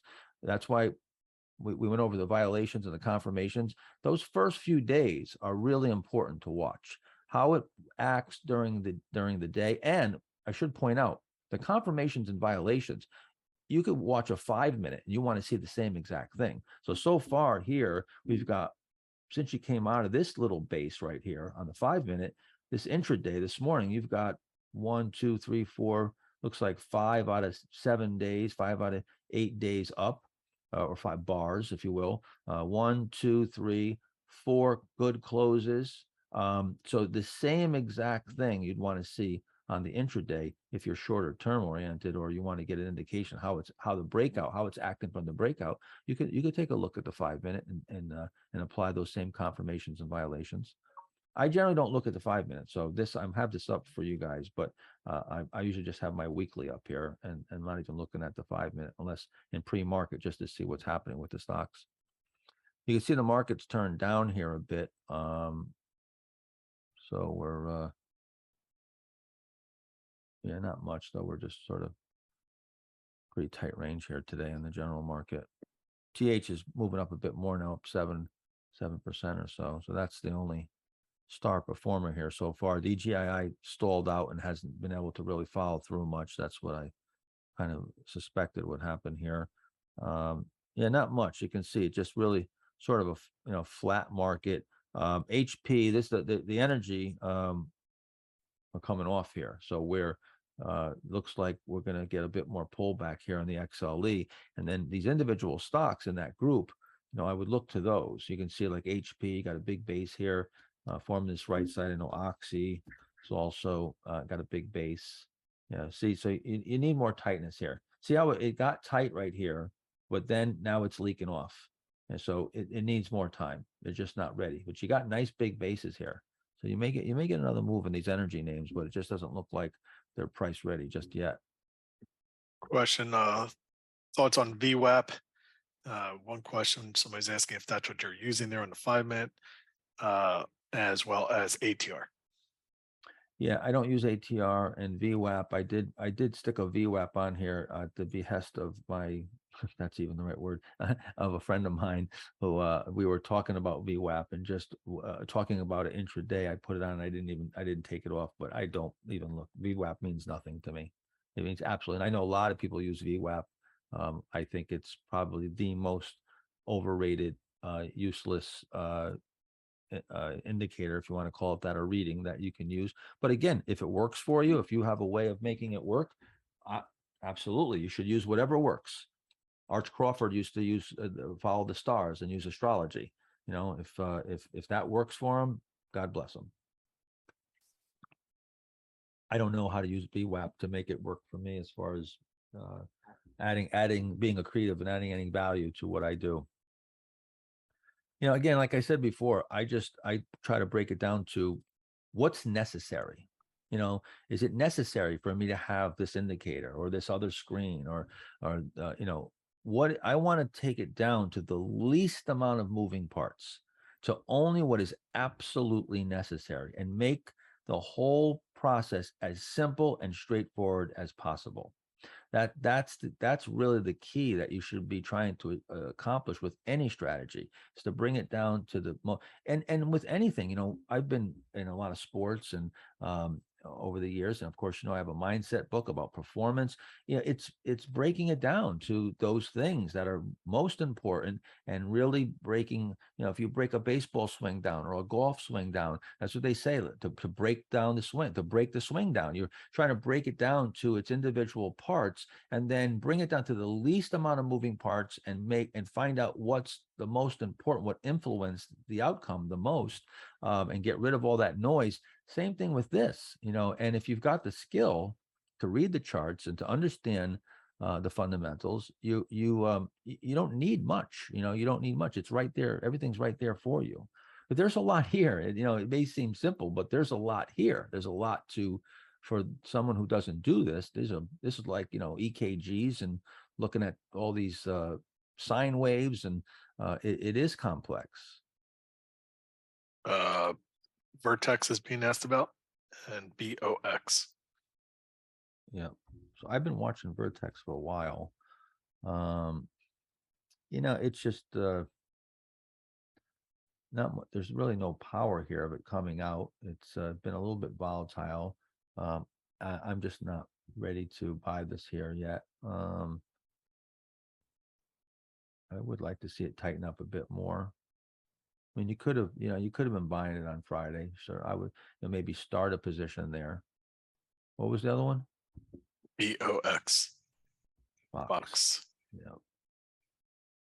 Yeah. So this, a nice VCP. It's interesting. I didn't see this one. That's probably a lower relative strength. Let's see. Let's bring it up on MarketSmith. Usually when I don't see one, it's because 85. So it's a lower RS, and that's the reason why I'm not seeing it. Weekly, this is really looks laggardish. It doesn't look like a leader to me. So in a bear market in particular, or a big correction, but in a bear market, I want to go with the higher RS. I want to be 89 and above. When you start getting 85 relative strength, you're in the laggard names, and I want to be in the leading names. So I love the VCP, and it's setting up really, really nice here. This is super tight. You can certainly play this, but it lacks the momentum. You want to try to trade where momentum is the strongest, because that's where you're going to get the faster moves, the velocity, and the trend is already in place. With this, you do have a little bit of overhead supply to the left. It's not too bad, but okay, so above here, you'd be buying it coming out above this level right here. It's pretty tight. We measure it here. Let's see. The peak to trough right here is about 4.8%, down here about 10%. So all your analysis is correct here. It's just in context, it's not in a strong stage 2 uptrend, or even really in a stage 2 uptrend, confirmed. And it's a low RS. So I would put it, this would not make my cut. And it may take off. This may take off and be a big winner. I may be buying it higher. I may be buying it 100% up from here. But again, I'm not really concerned where I'm buying it, how much it's gone up before I bought it. I'm concerned with how much it's going to go up after I buy it.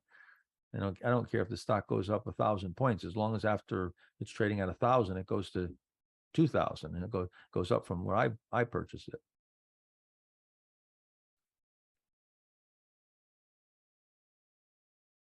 So this is the boring and monotonous life of a stock trader. Right, Mark? We sit here and just watch and screen, and in a quiet day like today, I may be going through my screens, and but I'm just, if there's nothing setting up and there's nothing happening, then there's not much trading to do. So we're really just spectating and sitting back and watching. And I'll do post analysis, or get other things done, do house cleaning, we call it. Day like today, there's not much here. ADM is turning up a bit here now, so I want to zoom back in on that. So we came right down to that low. I like the way ADM's acting here, just from my own experience. With this type of action, it would be great to see it one more day and go inside and come out, but it could certainly come out today. This were to move above this level right here, I'd say you can buy this one. Again, just setting a stop down at this low right here would only be in the 4 or 5% range. So from a swing trade basis, that's pretty reasonable. And if you wanted to get really tight and set it below this little pivot right here, that's even a lot tighter, around that 93.84. And if you want to be a total stickler and it just has to go immediately and that's it, you could use the low of the day. Those would be sort of the three stops, and you can stagger it even. You can sell some, maybe some if it hits the low of the day, it pivots and hits the low of the day. You take a third off, if it gets below the pivot, and a third off here. And now, which doesn't, again, I want to point out this though, it doesn't make much sense to do thirds if you're staggering and you're putting a stop at 2, 4, and 6, because now essentially, you're getting the same middle price. So sometimes it's better to just keep the two prices, and you'll give more room on half the position instead of getting knocked out of 2/3, if that makes sense. This is one that I've been watching for a number of days here, and been waiting for it to turn up and pivot to buy. Let's go back to ALNY. Yeah, so this is squatting in a bit here. So again, this is not what I want to see, but this is normal. This is normal. It is pulling back here.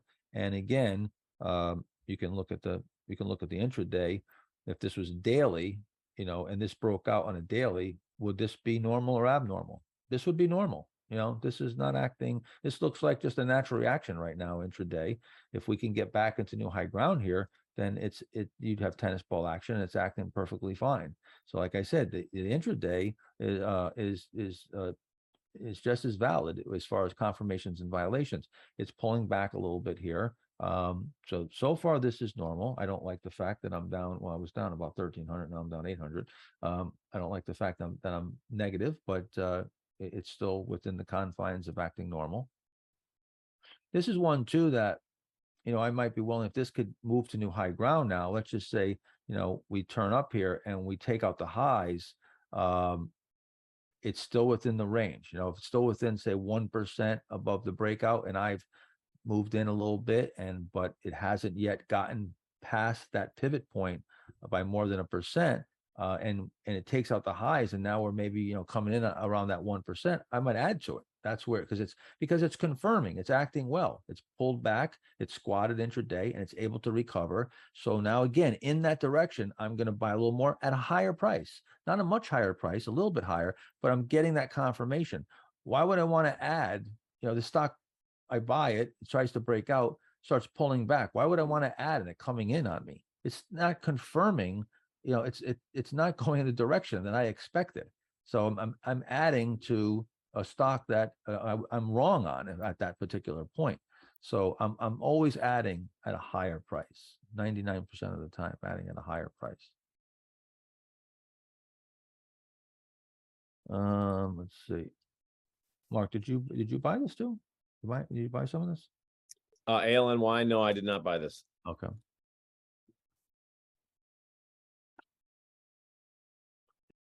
Let's see, what time is it? So it's 10:17. I think Scott's coming around 11 or 11:30. So we'll maybe we'll get a lull, and usually around lunchtime market stays kind of quiet.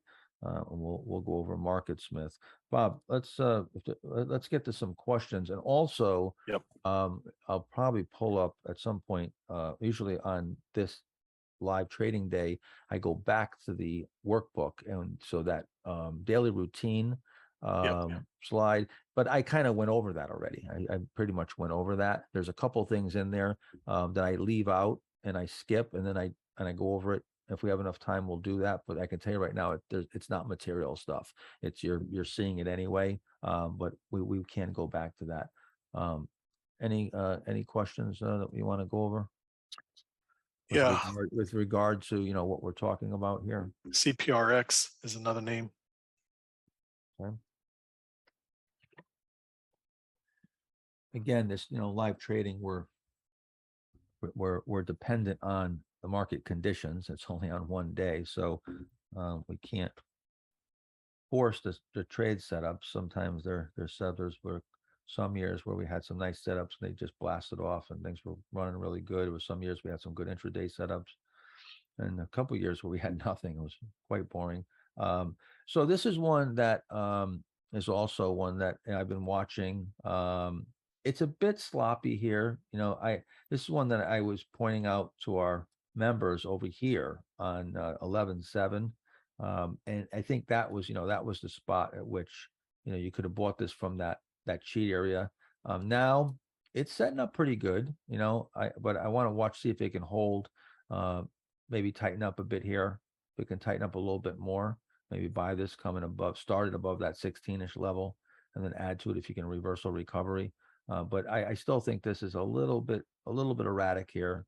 But it is one that I'm keeping an eye on. It's right here on my watch list, as you can see. This is sort of hierarchy, like the focus lists are the ones that I think can be set up this week. They're either set up already or they are close enough where they could be set up any day. The on deck are just a little bit, for whatever reason, maybe a little bit further, and they're not in my immediate focus. And the watch are some names that I'm keeping that I just want to keep an eye on. Something like the GFF, which broke out, is now pulling back here. With this breakout here, this would be an instance where I might be willing, particularly in a really good market, in a really great market, which you might not even get this chance. In a really great market, they break out and usually they follow through the next day, a couple of days. But I might buy this pullback, back to the breakout level. If you can get back to this breakout level and we start turning back up, you could maybe come in and then you'd accomplish buying it the same price as the breakout on Friday. So that's one that I've been watching. I'll move that over here and keep an eye on that, my main list. But not a whole lot going on, as you can see here. What else, Bob? Any other questions? Pulling up Any other questions as far as beyond just stocks? Oh, yeah. Well, a lot of it's from the workbook as well. Do have some questions there lingering. People were asking, Mark Ritchie had made a reference a couple of times of using the same 3 screens, that he's been using for 12 years. What are they, or how do they differ from what Mark's screens are? Yeah, I don't think they're going to, like Mark was saying, there's a lot of overlap, so they're not going to differ in terms of, what the names we're looking at. But yeah, I can give you those real quick. So the 190, I run the top relative strength, top 3%, 97 to 99 relative strength. Only qualifiers on that are basically just the share price and volume. So nothing fancy there. I just eliminate the really low priced or really low volume stuff. Right, so same, just RS, but Yep. He's 97 to 99, the highest RS. Those are usually the power plays. You'll put a price cutoff. I put a percentage off that's high, and then a minimum share volume and no ETFs. So it's essentially the same thing. Mark's saying. Same thing. Yeah, the other one, I run a high composite. I think the composite ranking, 85 or higher that MarketSmith has, and then I just removed the top 3 highest RS from that group because I've already seen them all.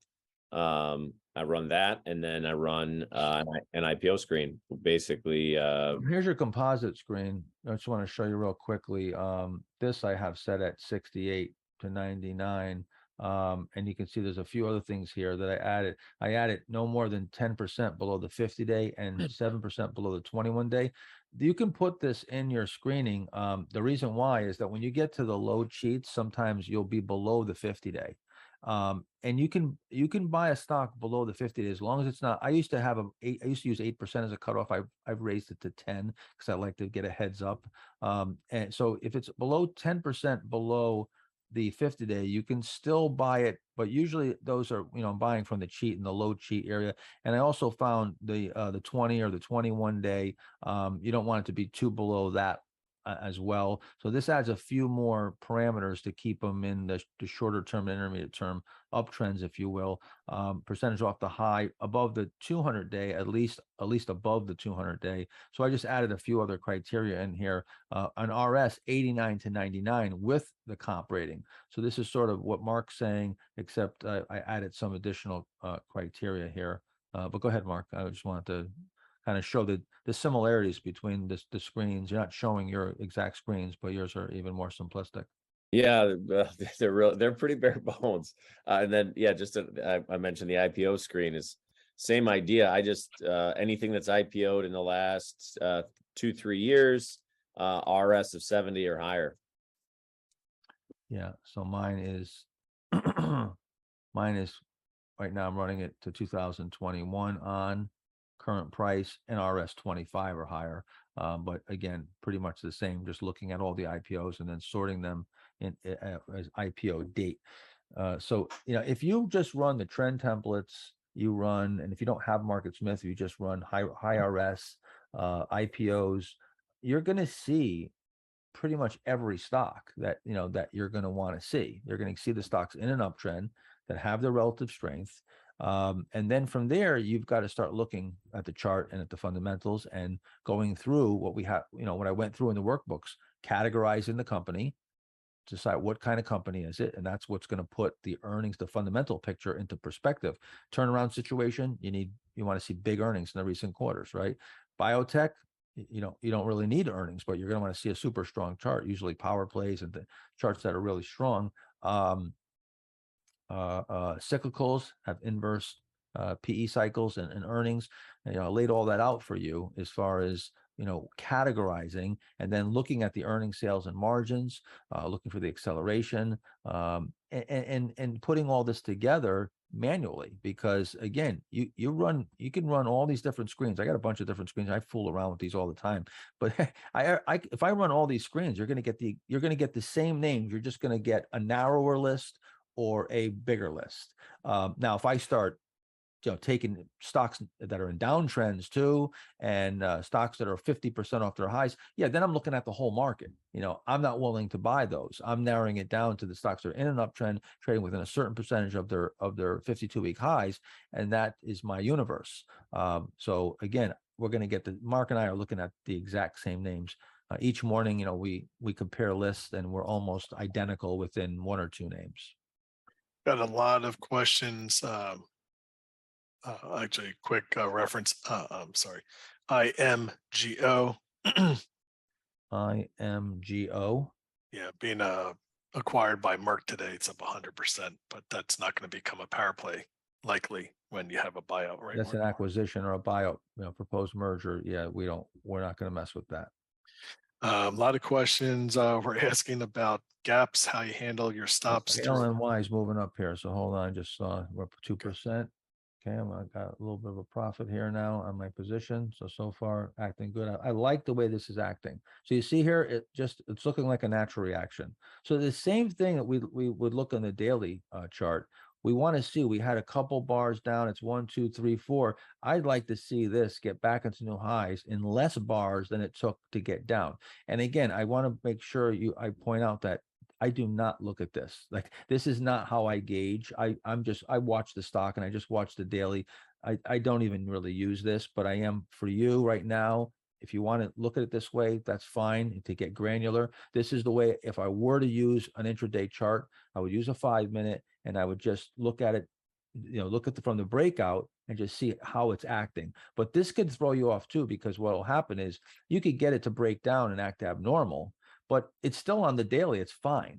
And you're going to see all this, what looks ominous on the short-term intraday, but it still hasn't even gotten down to maybe it's mid of its daily range. So you got to be really careful when you get on these shorter term time frames. They can become very emotional, and you're now getting so myopic that you're missing the big picture. That's why I tend to just watch the daily, set my stop, and stay in there until it hits my stop, and look for the confirmations, violations on the daily chart. That's the time frame I would recommend you trade from.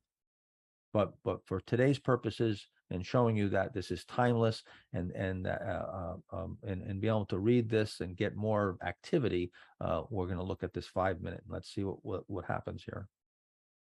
So questions were a bunch of people asking about how you handle gaps through your stops. If there's anything that you could do to avoid them, if there are any hints of them. One person has had 4 gaps in the last month of 10% or more alone. So he's been getting really beaten up badly. I'd like to see those 4. Well, I'd be curious to see if you're sticking to sound rules, or if there's something that you're doing that's putting you in a position to have stocks that gap down big, whether you're in downtrends or buying into supply. There's nothing you can do about it. There's no way you can know if a stock is going to gap. So the only thing you can do is position size. That's really the bottom line, is position sizing. There is a chance that a stock could gap down huge on you. It's very rare. I mean, I've been doing this for 40 years, and to have a gap that really hurt me, and with any type of size, I've well, I've never had one really put any kind of big dent in me because of position sizing. But, I've had a couple big ones that were definitely, were painful. But yeah, I would say, in 40 years, I can count them on one or two hands.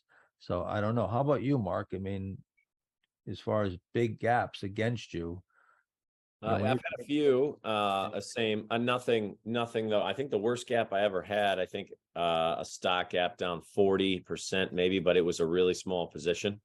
Still not fun. My rule is it goes through your stop, you get out, you take the next best price you can.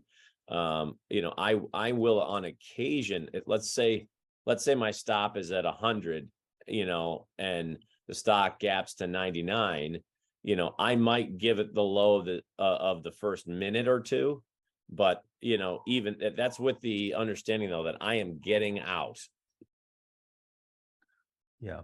I was just having a conversation with my wife the other night about we were just talking about estate planning, and my daughter's going to be 17 soon, and we're concerned what happens if something happens to us together, we're in a plane crash or something. We got to figure out exactly how we're going to have our wealth distributed and so forth. But I told her, I said, if anything ever happens to me, I want you to make sure you never ever put any more than 25% of our money in any one area.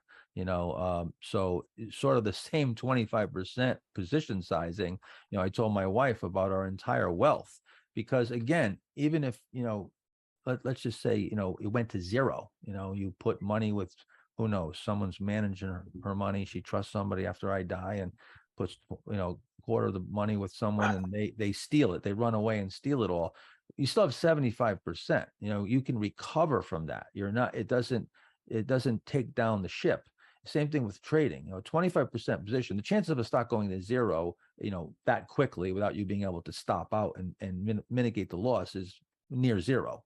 So, but the chances of it going down and gapping 15%, 20%, even 50%, can happen. So let's just say it gaps down 50%, before you can get out. That's huge. That's about as big as it would, might get. It's 12.5%. It's a giant loss, but you can recover from that. You still have the majority of your capital. So you have to position size. And again, especially overnight, like you don't ever want to put all your money overnight into something that you have full exposure, because now you're at a true really big devastating risk, potential Mark, devastating risk. Weissman is with two S's. Just remember that. What's that? When you're dividing up the wealth, Weissman's two S's. Gotcha. Question is being asked about AMLX here, actually. And I just want to point out here, so far, we're turning up here. This is acting, and maybe what we do here is we just trade this stock. Let's trade this stock based on the 5 minute. As an exercise. Let's trade this and act as these are the dailies. So as long as this is acting right, if it gets extended and it starts meeting sell rules, we'll sell it. If we get violations, we'll reduce it or sell it. I mean, I only bought 1,000 shares. But we can certainly, I want to have some type of activity here, and I think we could play this intraday as an exercise here. So that's what I'm going to do. I'm going to keep watching this intraday, and we'll play this trade that way, or at least maybe half of it. But go ahead. I'm sorry. Go ahead, Bob. You actually brought up a good question that somebody was asking if both Marks could share. Do you have retirement accounts? Do you trade those in a different strategy? For one question being asked, if you have other assets outside of stocks as well. People are just asking like how you diversify. Yeah. So I do not have all my money in the market, nowhere near anymore, because I don't need to. And I have a retirement account just simply because it allows a certain amount of my income, I have a 401k, a certain amount of income to come out and to be tax deferred, but it just goes into fixed income. I don't trade any retirement accounts. I do have an account from my daughter that is an S&P 500 that I trade basically off the longer term trend model, our own models. But my own money, it's pretty much up until, I don't know, decade ago or so, like all my entire wealth was in the stock market and I would trade. In the last 10 years or so, I've moved that back, and it changes. Like if right now I'm trading a small amount of money, but if the market starts doing really well, I'll trade one of my bigger accounts, or I'll add money to my account and I'll trade more money. But yeah, I don't have retirement accounts. Like I'm trading them differently, multiple accounts. I have one strategy, one approach, and that's it. And I've been doing that for the last 30 years. It's been just one strategy, one approach. How about you, Mark? Actually pretty similar in terms of, I would say 100% of my net worth was pretty much on the line until the last few years. But in regards to other accounts, I have a really tiny 401k type thing, but I don't really trade it at all. And then as far as other stock accounts, I would never do anything differently. If or when like I have one or two longer term positions, I might trade those off the weekly or something just for a bigger move. But I'm getting in the exact same way. And then like I've had some money in Bitcoin for a number of years, that type of thing, but nothing. 90% of my net worth is basically in our trading accounts. Monster Beverage, of course, is breaking out here. This little handle, we already bought some of this. You can see here on 11:15 as it started turning up from this little pullback buy over here, and then it stayed tight. And was acting fine the last couple of days. Love the close on Thursday, Friday, came out here above that pivot. Once again, you can do the same type of analysis where if you just draw a line right across here, you can see Friday it came out, it cleared pretty much everything. It only traded above that level on one day. And even if you go back all the way here, oops, sorry about that. It came back up to this high right here. So that's really clearing out all the supply. Now it's following through. So this is acting great. This is exactly what you want to see. Only up about 2 1/3% from our purchase. Back to ALNY. I was going to mention that Mark Monster on the 5-minute intraday because it did have a nice mini cup with handle there about 2 bars ago. Right here. Yep.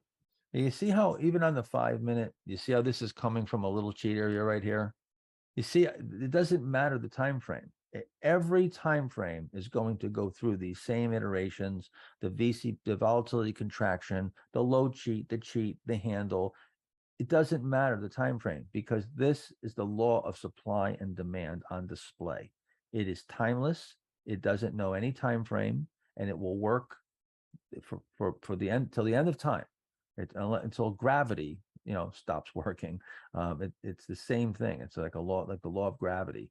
It's not the cause, it's the effect. These are the footprints of supply and demand dynamics. So it's not like because this is doing this, people are acting and it does it, or lack of it, because it gets tight. Everybody comes in and buys it and the stock takes off. No, the stock takes off because it's tight. It's completely the opposite. That's really important to understand, so you have confidence in this. But of course, there's a skill involved in being able to interpret normal from abnormal price action and to manage the risk in relation to reward. That's what it's all about. It's all about forming reference points and putting yourself in a position to get lucky, to be in the right place at the right time, and then managing the opposite side of that equation. Because with that equation, it is the downside. There's the upside, but there's also the potential for the downside. And now you have to manage that downside in relation to that upside. And the upside sort of acts as your pace car. That wherever that upside is, you've got to stay a certain distance behind it. Think of it like a pace car. And after a while, that pace car becomes very consistent. It travels at a speed that is in a range that you pretty much can count on, and and certainly when it doesn't, it gives you a lot of valuable information. That pace car normally, goes at 55 miles an hour, and all of a sudden it comes to a complete stop and it's going 5 miles an hour. Something's wrong, right? So again, just like another metaphor, on a racetrack, they have the pace car in the beginning of the race. So just think of the gain as your pace car, the potential reward, and managing that risk in relation. Curriculum questions can be asked via email. If you guys want to post like on the spot questions, you can definitely do that here in the chat box. Mark, UTHR question being asked, it's not 100% move for it to qualify as a power play. Yeah. Would this just be considered too extended of a setup to be trading? I like the little setup here. Let's bring it up on a Market Smith here, UT, and let's see what we got as far as RS is 96. Biotech, I see. Yeah, it's not even close to enough to be a power play. Let me look at the weekly. So pretty big base here. So the first thing I want to do is kind of put it into perspective. There's a couple things I want to look at. First of all, it's a big base. So this is more of a breakaway move. So that's good. This isn't a move that has been running up, has accelerated, and this is a blow-off stage. This is a breakaway move. And if you look at here, you see this line, this is the S&P 500. So you can see that it's outperforming. And we know that just because of the relative strength line. See, the RS line is moving up here. And it was moving up here. Since we topped here, this stock has been outperforming. So it's stair-stepping its way higher while the market is stair-stepping its way down. And it's now moved into an uptrend. It's in a stage 2 uptrend. Now, I don't know if it's confirmed how long we got here. Yeah, so it is, it's pretty much a confirmed stage 2 uptrend. It is a confirmed. We're above the 200-day. So the thing is, it's a short base. We call this a short stroke when it doesn't have the power. And it definitely is more failure prone. Sometimes what will happen is, they'll break out, then they'll come back in. They might undercut the lows and rebase. But it might not. It might go here. So you gotta decide, what are you going to risk here? So this is coming out. If you bought it right here, you let it come all the way down to the low of this little pullback. You're only talking about 6%. So I think this would be, and if you're just holding it maybe, below this little pivot right here, you're talking about 3 or 4%. So this looks like a good risk reward play. I could add this definitely to my list here. Let me see here, UTHR. Keep an eye on that. I think it's buyable right here. I think you can buy it. Yeah, maybe he is. Now, here's a perfect example of another look at sort of progressive exposure. So I bought ALNY. Now, this one here is starting to come out here. Now, I might take another position. Maybe I buy this one. A couple come out today. But let's just say ALNY is underwater. I buy this one here. It starts pulling back. I get underwater here. I'm not going to keep buying stocks. Now ADM maybe comes out, or instead of buying, my original position size, maybe I was going to buy X here. I was going to buy $500,000 worth of stock. I might only buy 250 now, or maybe even 100,000, and take a smaller position. I'm going to bend until I get that traction. I'm not going to just keep piling in money and putting good money after bad. I want to see some traction. Always looking for traction and pyramiding on the backs of success. This is where you get into a lot of trouble if you start trying to speculate as to what might happen, as opposed to just waiting to see when it happens. But what happens is that the FOMO, you're worried that this one's going to take off, and you're going to miss it, so you buy it, and the fear of missing out comes in. You got to get away from that. You got to get away from those emotions. I have a much bigger fear of losing my money than I have a fear of missing out. So I make sure that I cover my downside. This is acting really good here. I like the way this is acting. And I think now that it came all the way back down to this low, and I'm getting real microscopic here. Again, I wouldn't recommend that you trade with these really tight stops like this most of the time. in this particular market, or if you were underwater or you're just starting to get in the market and you want to just get your toe in there, yeah, maybe you can come in and really take some really low risk because you just don't want to get yourself at a loss yet.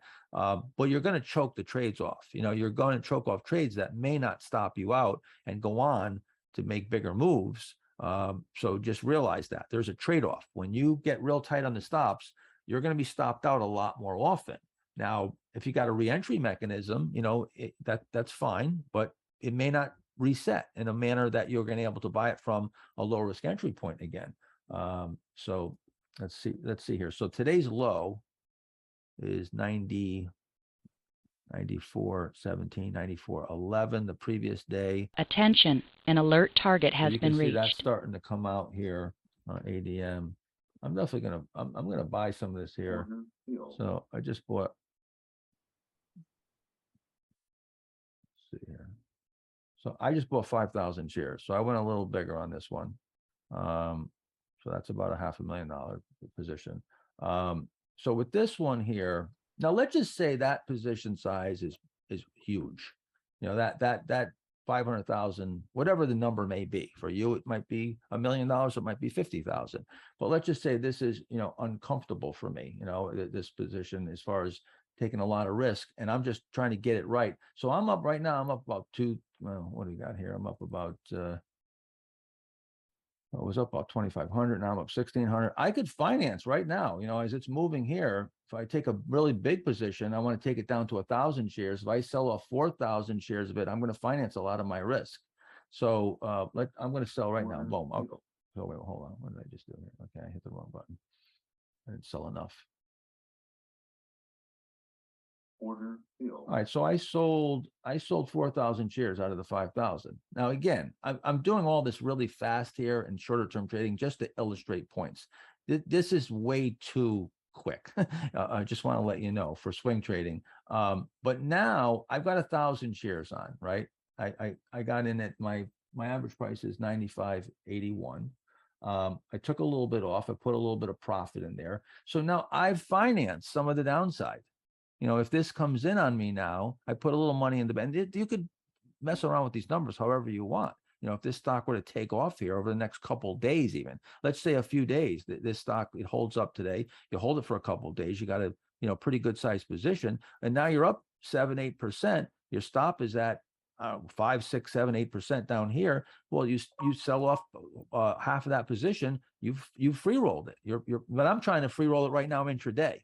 Right. I'm trying, and sometimes what I'll do is I'll take a bigger position intraday. And if I can get that stock to move, then I finance my overnight position. I take that overnight risk and I de-risk the trade.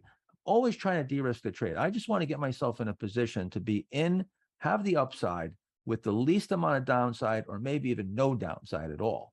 And that's the key. The key is that downside. If you constantly keep choking off that downside and you expose yourself to the upside, and don't choke off the upside too much, you allow that upside to come to fruition, you have an edge. You can't help but win over time. It's like the casino.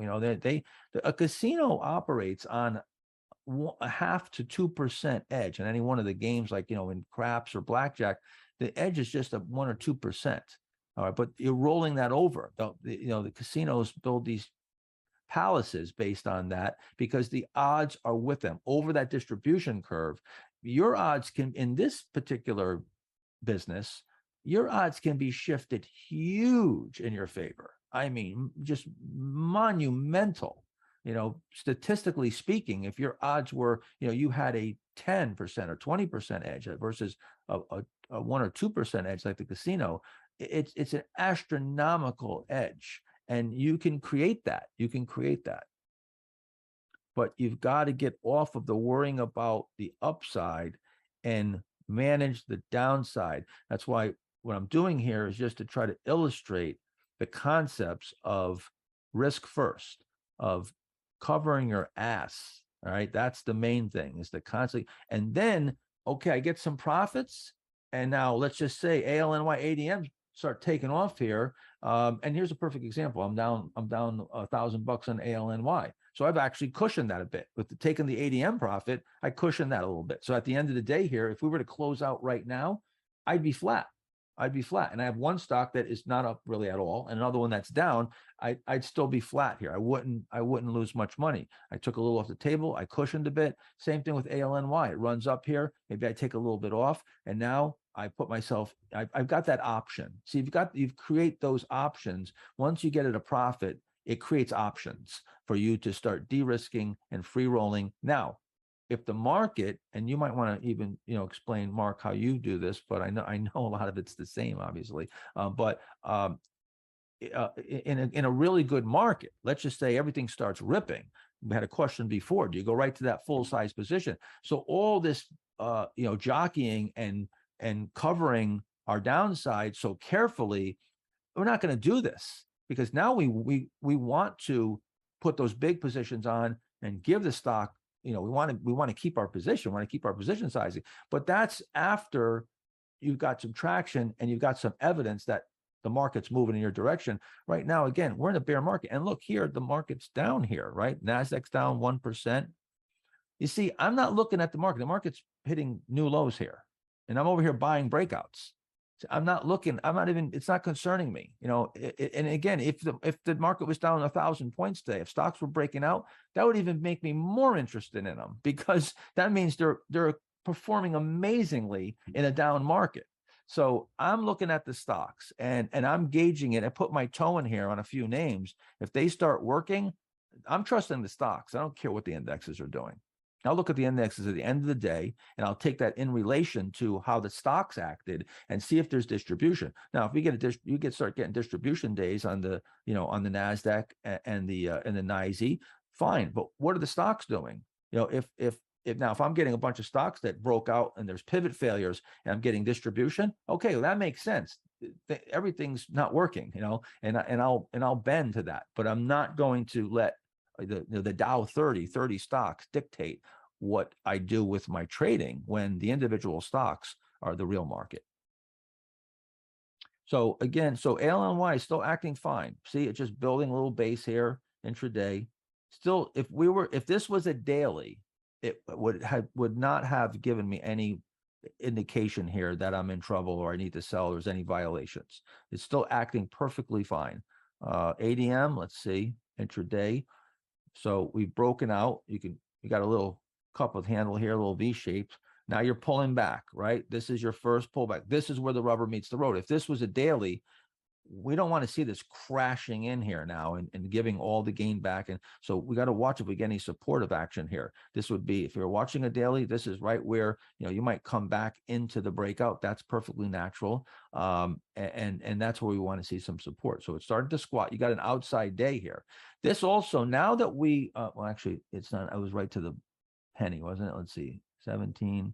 Yeah, we didn't get an outside day. So I think at this point, now that we took out the highs, if you engulf the previous day and we went outside, now I think the previous day's low would be a good short-term stop if you were to be short-term oriented, because now you'd be putting in the megaphone. Now you're widening in volatility, the opposite of what you want to see. Volatility is two directions, remember? So we want to see alpha. We want this stock to go up and have minimum downside. Alpha with low standard deviation. So again, always managing that risk reward. I'm sorry, Mark, I said that I was going to let you comment on that. Well, yeah. What was the question again? Sorry. I know. I'm sorry. I think it was. And just in relation to how aggressive you're going to be right now. I think it's the position sizing and aggression. Yeah, I mean, look, I'm just trying to get, we're trying to get our feet under us before we, are really getting aggressive. That's really just how I think about it. I took a tiny bit of this ADM. I'm trading at sizes right now, just very small, just to keep a pulse. But your example before, even if you're a shorter term trader, maybe you buy the ALNY and it just blasts off. Then I'm looking. Anytime I get positive feedback, I want to take that back and then say, okay, how many other setups do I have? How else is the trading going elsewhere? Lately, the positive feedback has only lasted a very short period of time. And anytime you've used it to sort of get more aggressive, it's been just constant jockeying for position. So, it won't change for me until, you get some real traction. That PepsiCo is coming out here. Came out pretty nicely so far. So again, as we said, this is pretty tight here. I would like to see it tighten up a bit more, but this is coming out. Now, again, you start seeing, PepsiCo, these are defensive names. We've seen a lot of these defensive names in food stocks and some of the, beverage names and so forth. It's not the best sign when you get stocks like PepsiCo that are leading. But who knows? Maybe, the growth stocks led for so long. Maybe we're getting, the old stocks that have been beat up for decades are going to have their day here for a while. Who knows? Maybe values coming, back in. But the charts, you're going to see it in the charts, and you're going to see it in the stocks that are in uptrends. It'll all show up in the charts of the individual names, and that's where you'll focus on what's showing up and what's setting up. Mark, on MEC, Mary, Edward, Charlie.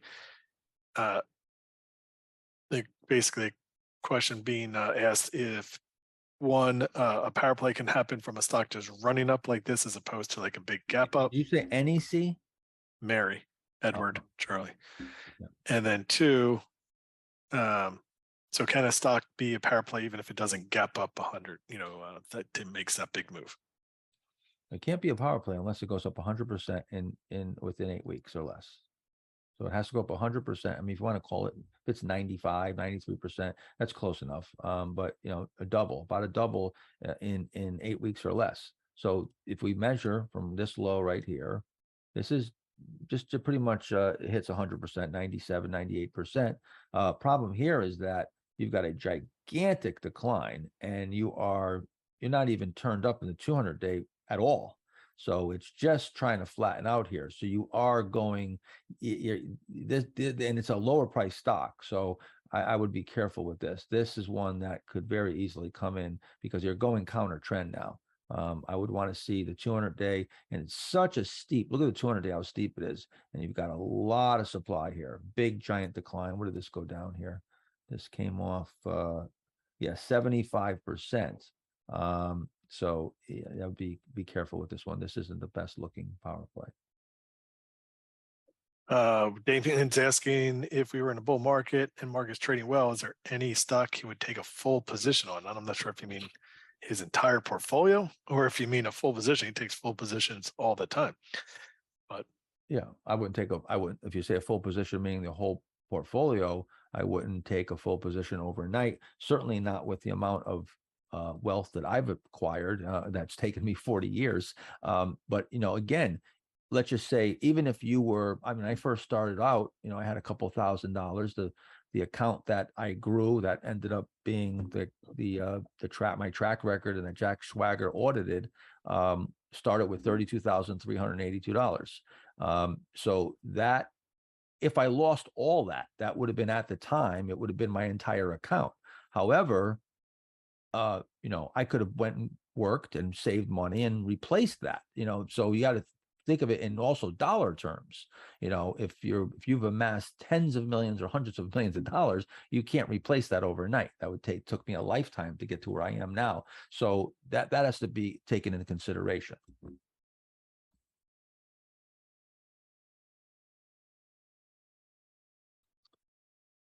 see here. So I'm going to go back to the ALNY. So again, coming off a bit here, but still acting relatively normal. This is sort of where the rubber needs to meet the road now. Still acting pretty normal.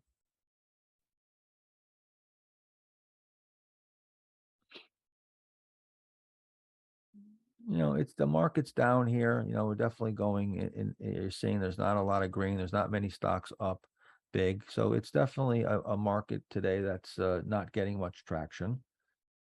So unfortunately, we're getting a quiet day. We're not getting much moving on the upside, but this could change. Sometimes you get these breakouts. The market's weak in the morning.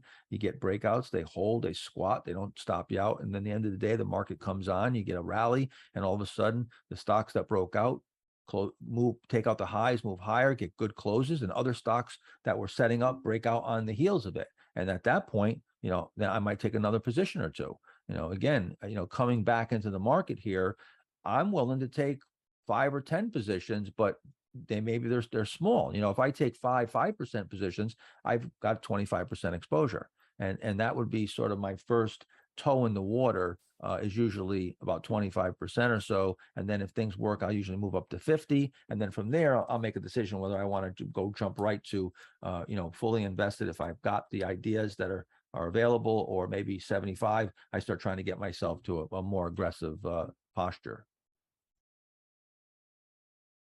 So we're getting a little support here, pulling back to where the stock moved to the pivot. So far, so good on ADM. ALNY is coming in a bit here.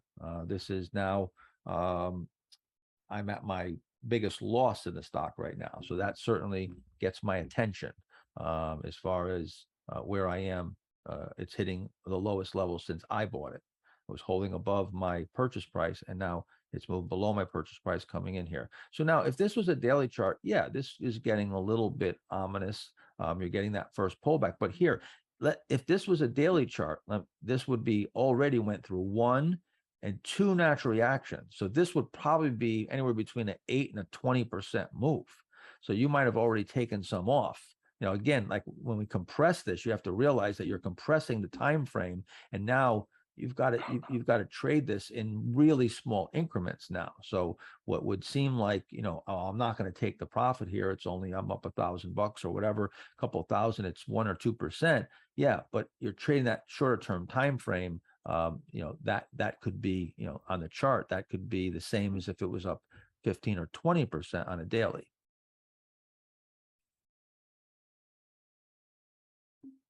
ADP, Mark. ADP. Gotta get a tissue. My nose is stuffy. Let me see here. Yeah, I saw this one over the weekend on screening. Wedging up a little bit here.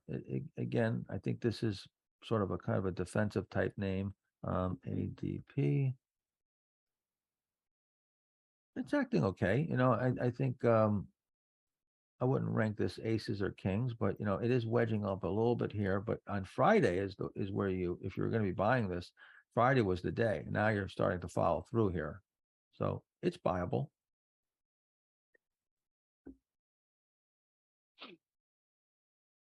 Canal question being asked: if Mark is not holding overnight positions because of the hard penny environment that we're in, but would you hold overnight positions during the easy dollar bull market environments?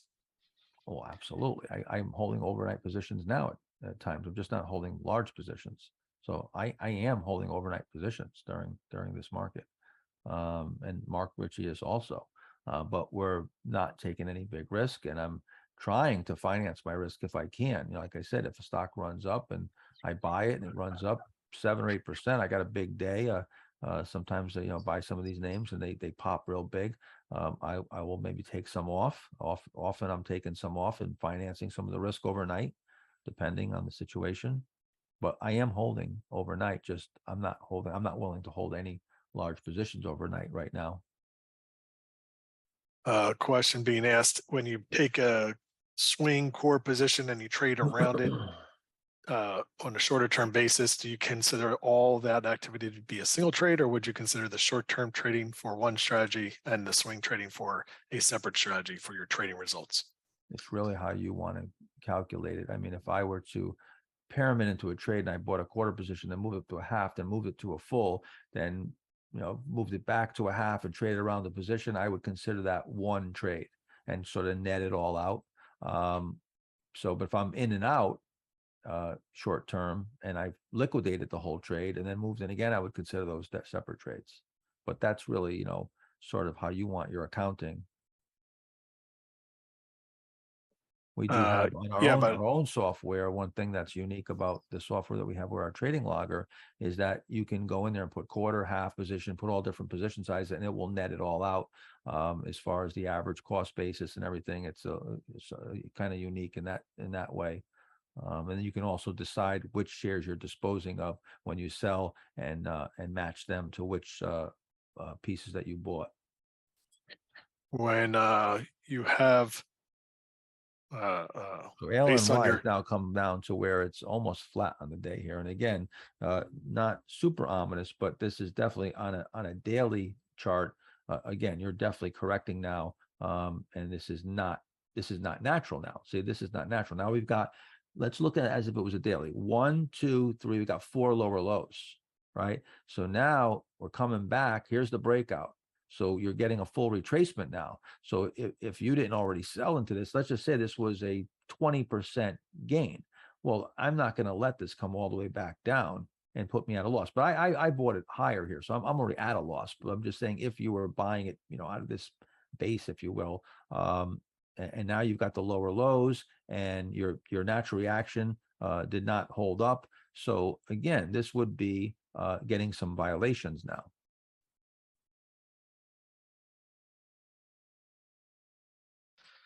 question, if you have your exposure, good market conditions, you're fully exposed, what's the maximum risk, portfolio risk you would take if all your trades got stopped out?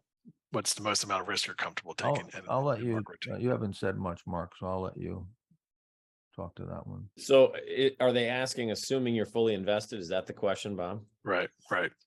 Well, I'll take, as much as, 4 or 5%, but that's going to only be assuming I have profits. So, I'm going to be leaning on either booked, or I'm certainly not going to let myself go into a 5% hole, off the hop. So meaning, let's say I'm up double digits or more, ideally, I'm willing to carry a little more risk, versus a situation like now where I'm willing to carry very little.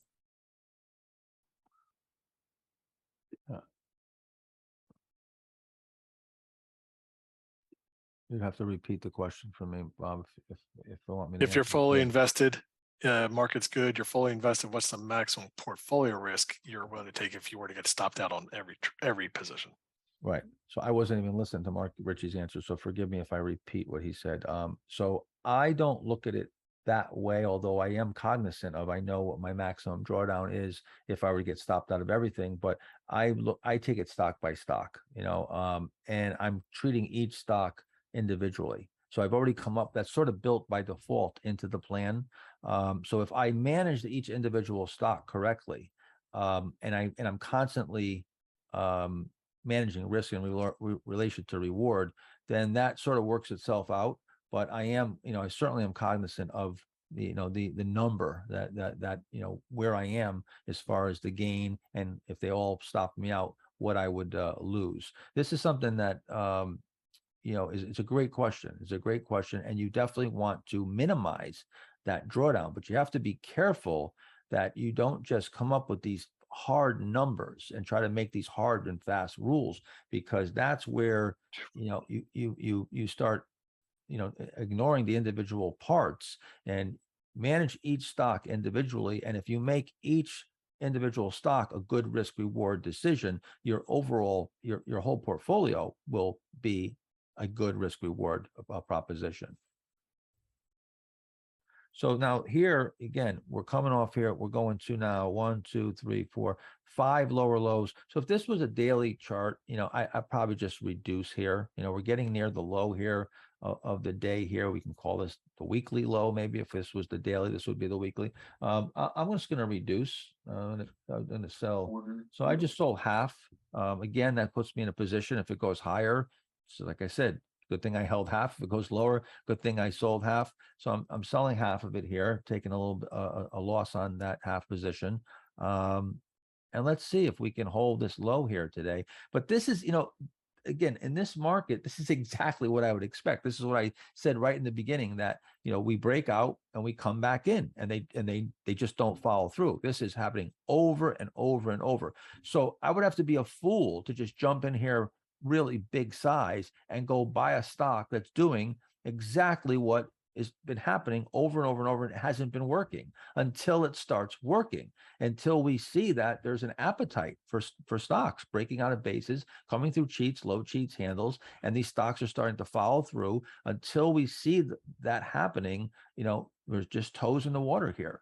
For me, this is very very small trading. This is microscopic trading for me to buy these position sizes. So I'm not getting myself, for someone else, if they take a $3,000, $5,000, $10,000 loss, it's huge. When I first started, that would have been, I would have been jumping out a window if I lost $10,000 in a day.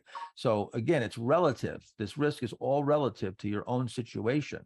But the charts, the percentages level that playing field, and of course we'll make those decisions to each of your own instances. ADM, it's not following through here. DGII is up 4% now, so that one's moving up. That's acting pretty good.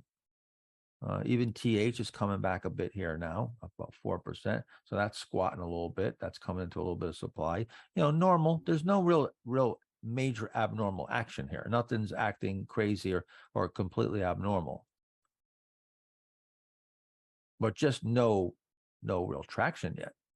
And again, you see this list here, we don't have a very big list. And even you have to also grade the quality of the list. Like you look at your list, are there a lot of setups that are really nice, crisp setups that are well defined and the breakouts are working? Just by that alone, I know sort of the health of the market. If there's not a whole lot of setups, that tells me right there it's a market I don't want to get too aggressive in. I think Scott Sinclair is coming on. Yep. So he should be coming on pretty soon here. What time is it? It's 11:10. Hi, good morning, Mark. How are you? I'm good. I'm great. How are you? Good. Thank you. I wasn't sure what time you want me to join, so I will just stay in the background and listen, and you just yell at me if you need me. You can come on right now if you want. I don't know if you want to share your camera or not. We're on here. It's up to you.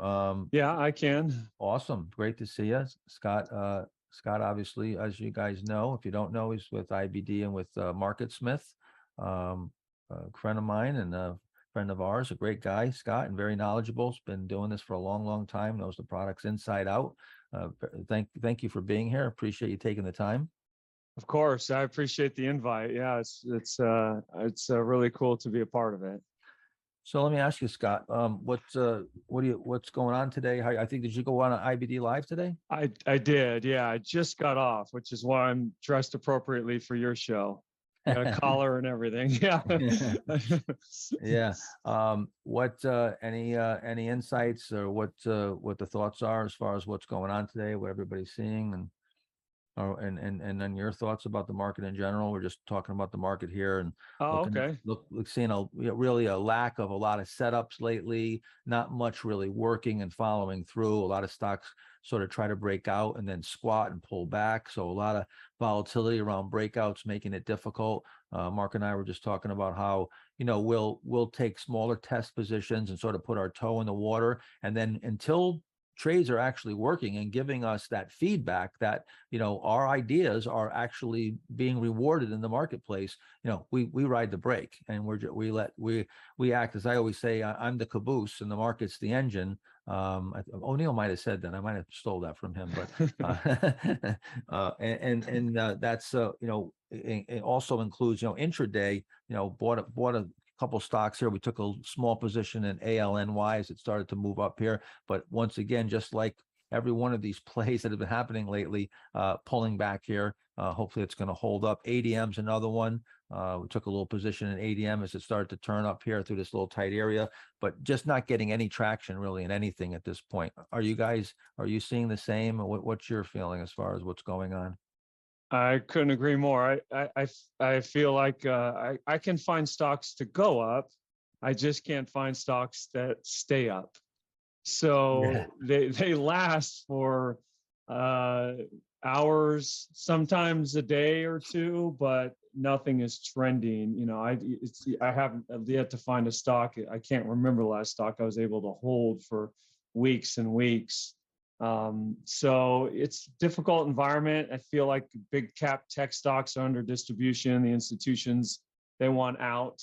Yeah. But there's nobody on the other side. I don't know who's left to buy the Apples, the Googles, the Teslas of the world.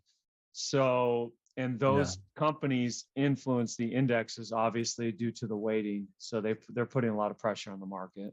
what Scott just said is so important. He said you can finding stocks that go up but don't stay up. And that is actually the most dangerous environment that you can possibly trade in when you're a low risk trader that uses stop losses, because that is the whipsaw environment where you get sucked in, you get knocked out, and you get death by 1,000 cuts. And that's a much more dangerous environment than if the market's just going down and everything's collapsing. People think that's like, a lot of times, my friends, if the market get flash crashes and big down days, I'll see a friend of mine and they'll be like, "Whoa, Bart, you having a bad day today? Did you get, crushed?" I'm like, "No, like those are the days where I'm just out, there's nothing to buy." It's the days like, today where you get something that sets up, breaks out, and then turns around, pulls back, and maybe stops you out.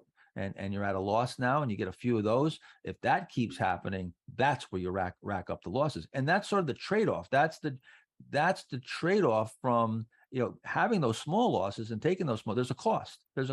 You're going to be knocked out more often. You're going to be whipped around a bit more. And that's why this progressive exposure concept is so important, that you don't just go barreling in, that you have to make sure that you're not in that whipsaw environment. And this goes back to Mark Ritchie, where he's saying that this isn't like, even if you have a 50-50 batting average, it's not like it goes win, loss, win, loss, win, loss, and has that equal distribution. These situations trend, they come in bunches, and sometimes the bunches are huge. You could go months and months with just trade after trade after trade not working. And it will frustrate the crap out of people, if they don't understand that this is normal. And part of trading is staying out. It's the biggest part, actually. When that's the most important decision, is when to do nothing, or to be very light in the market. Let's see here. Why don't we?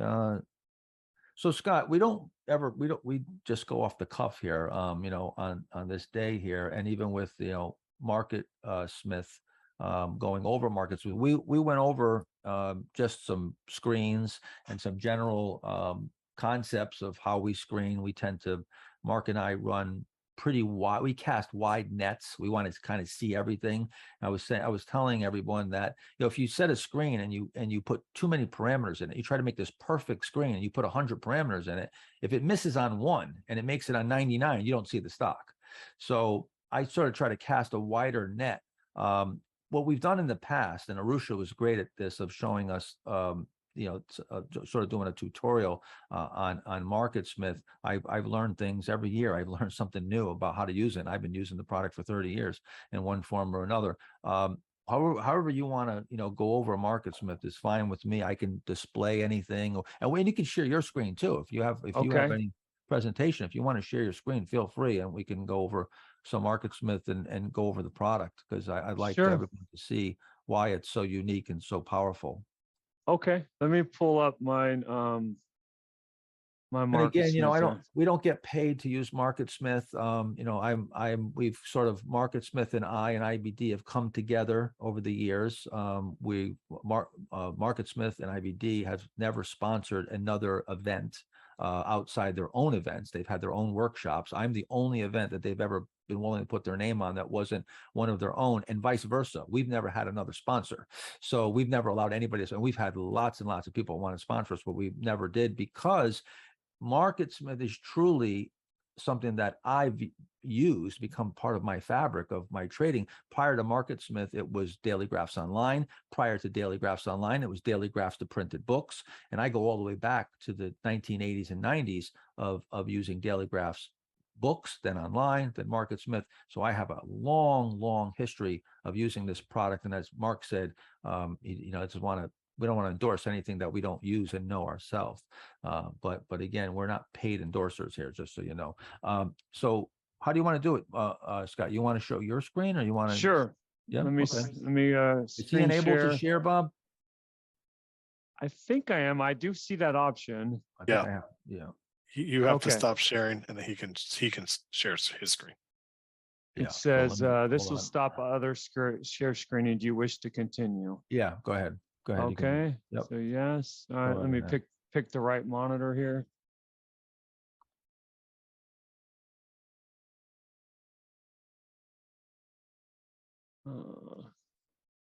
Sorry, I have too many monitors. Sure. Screen 2.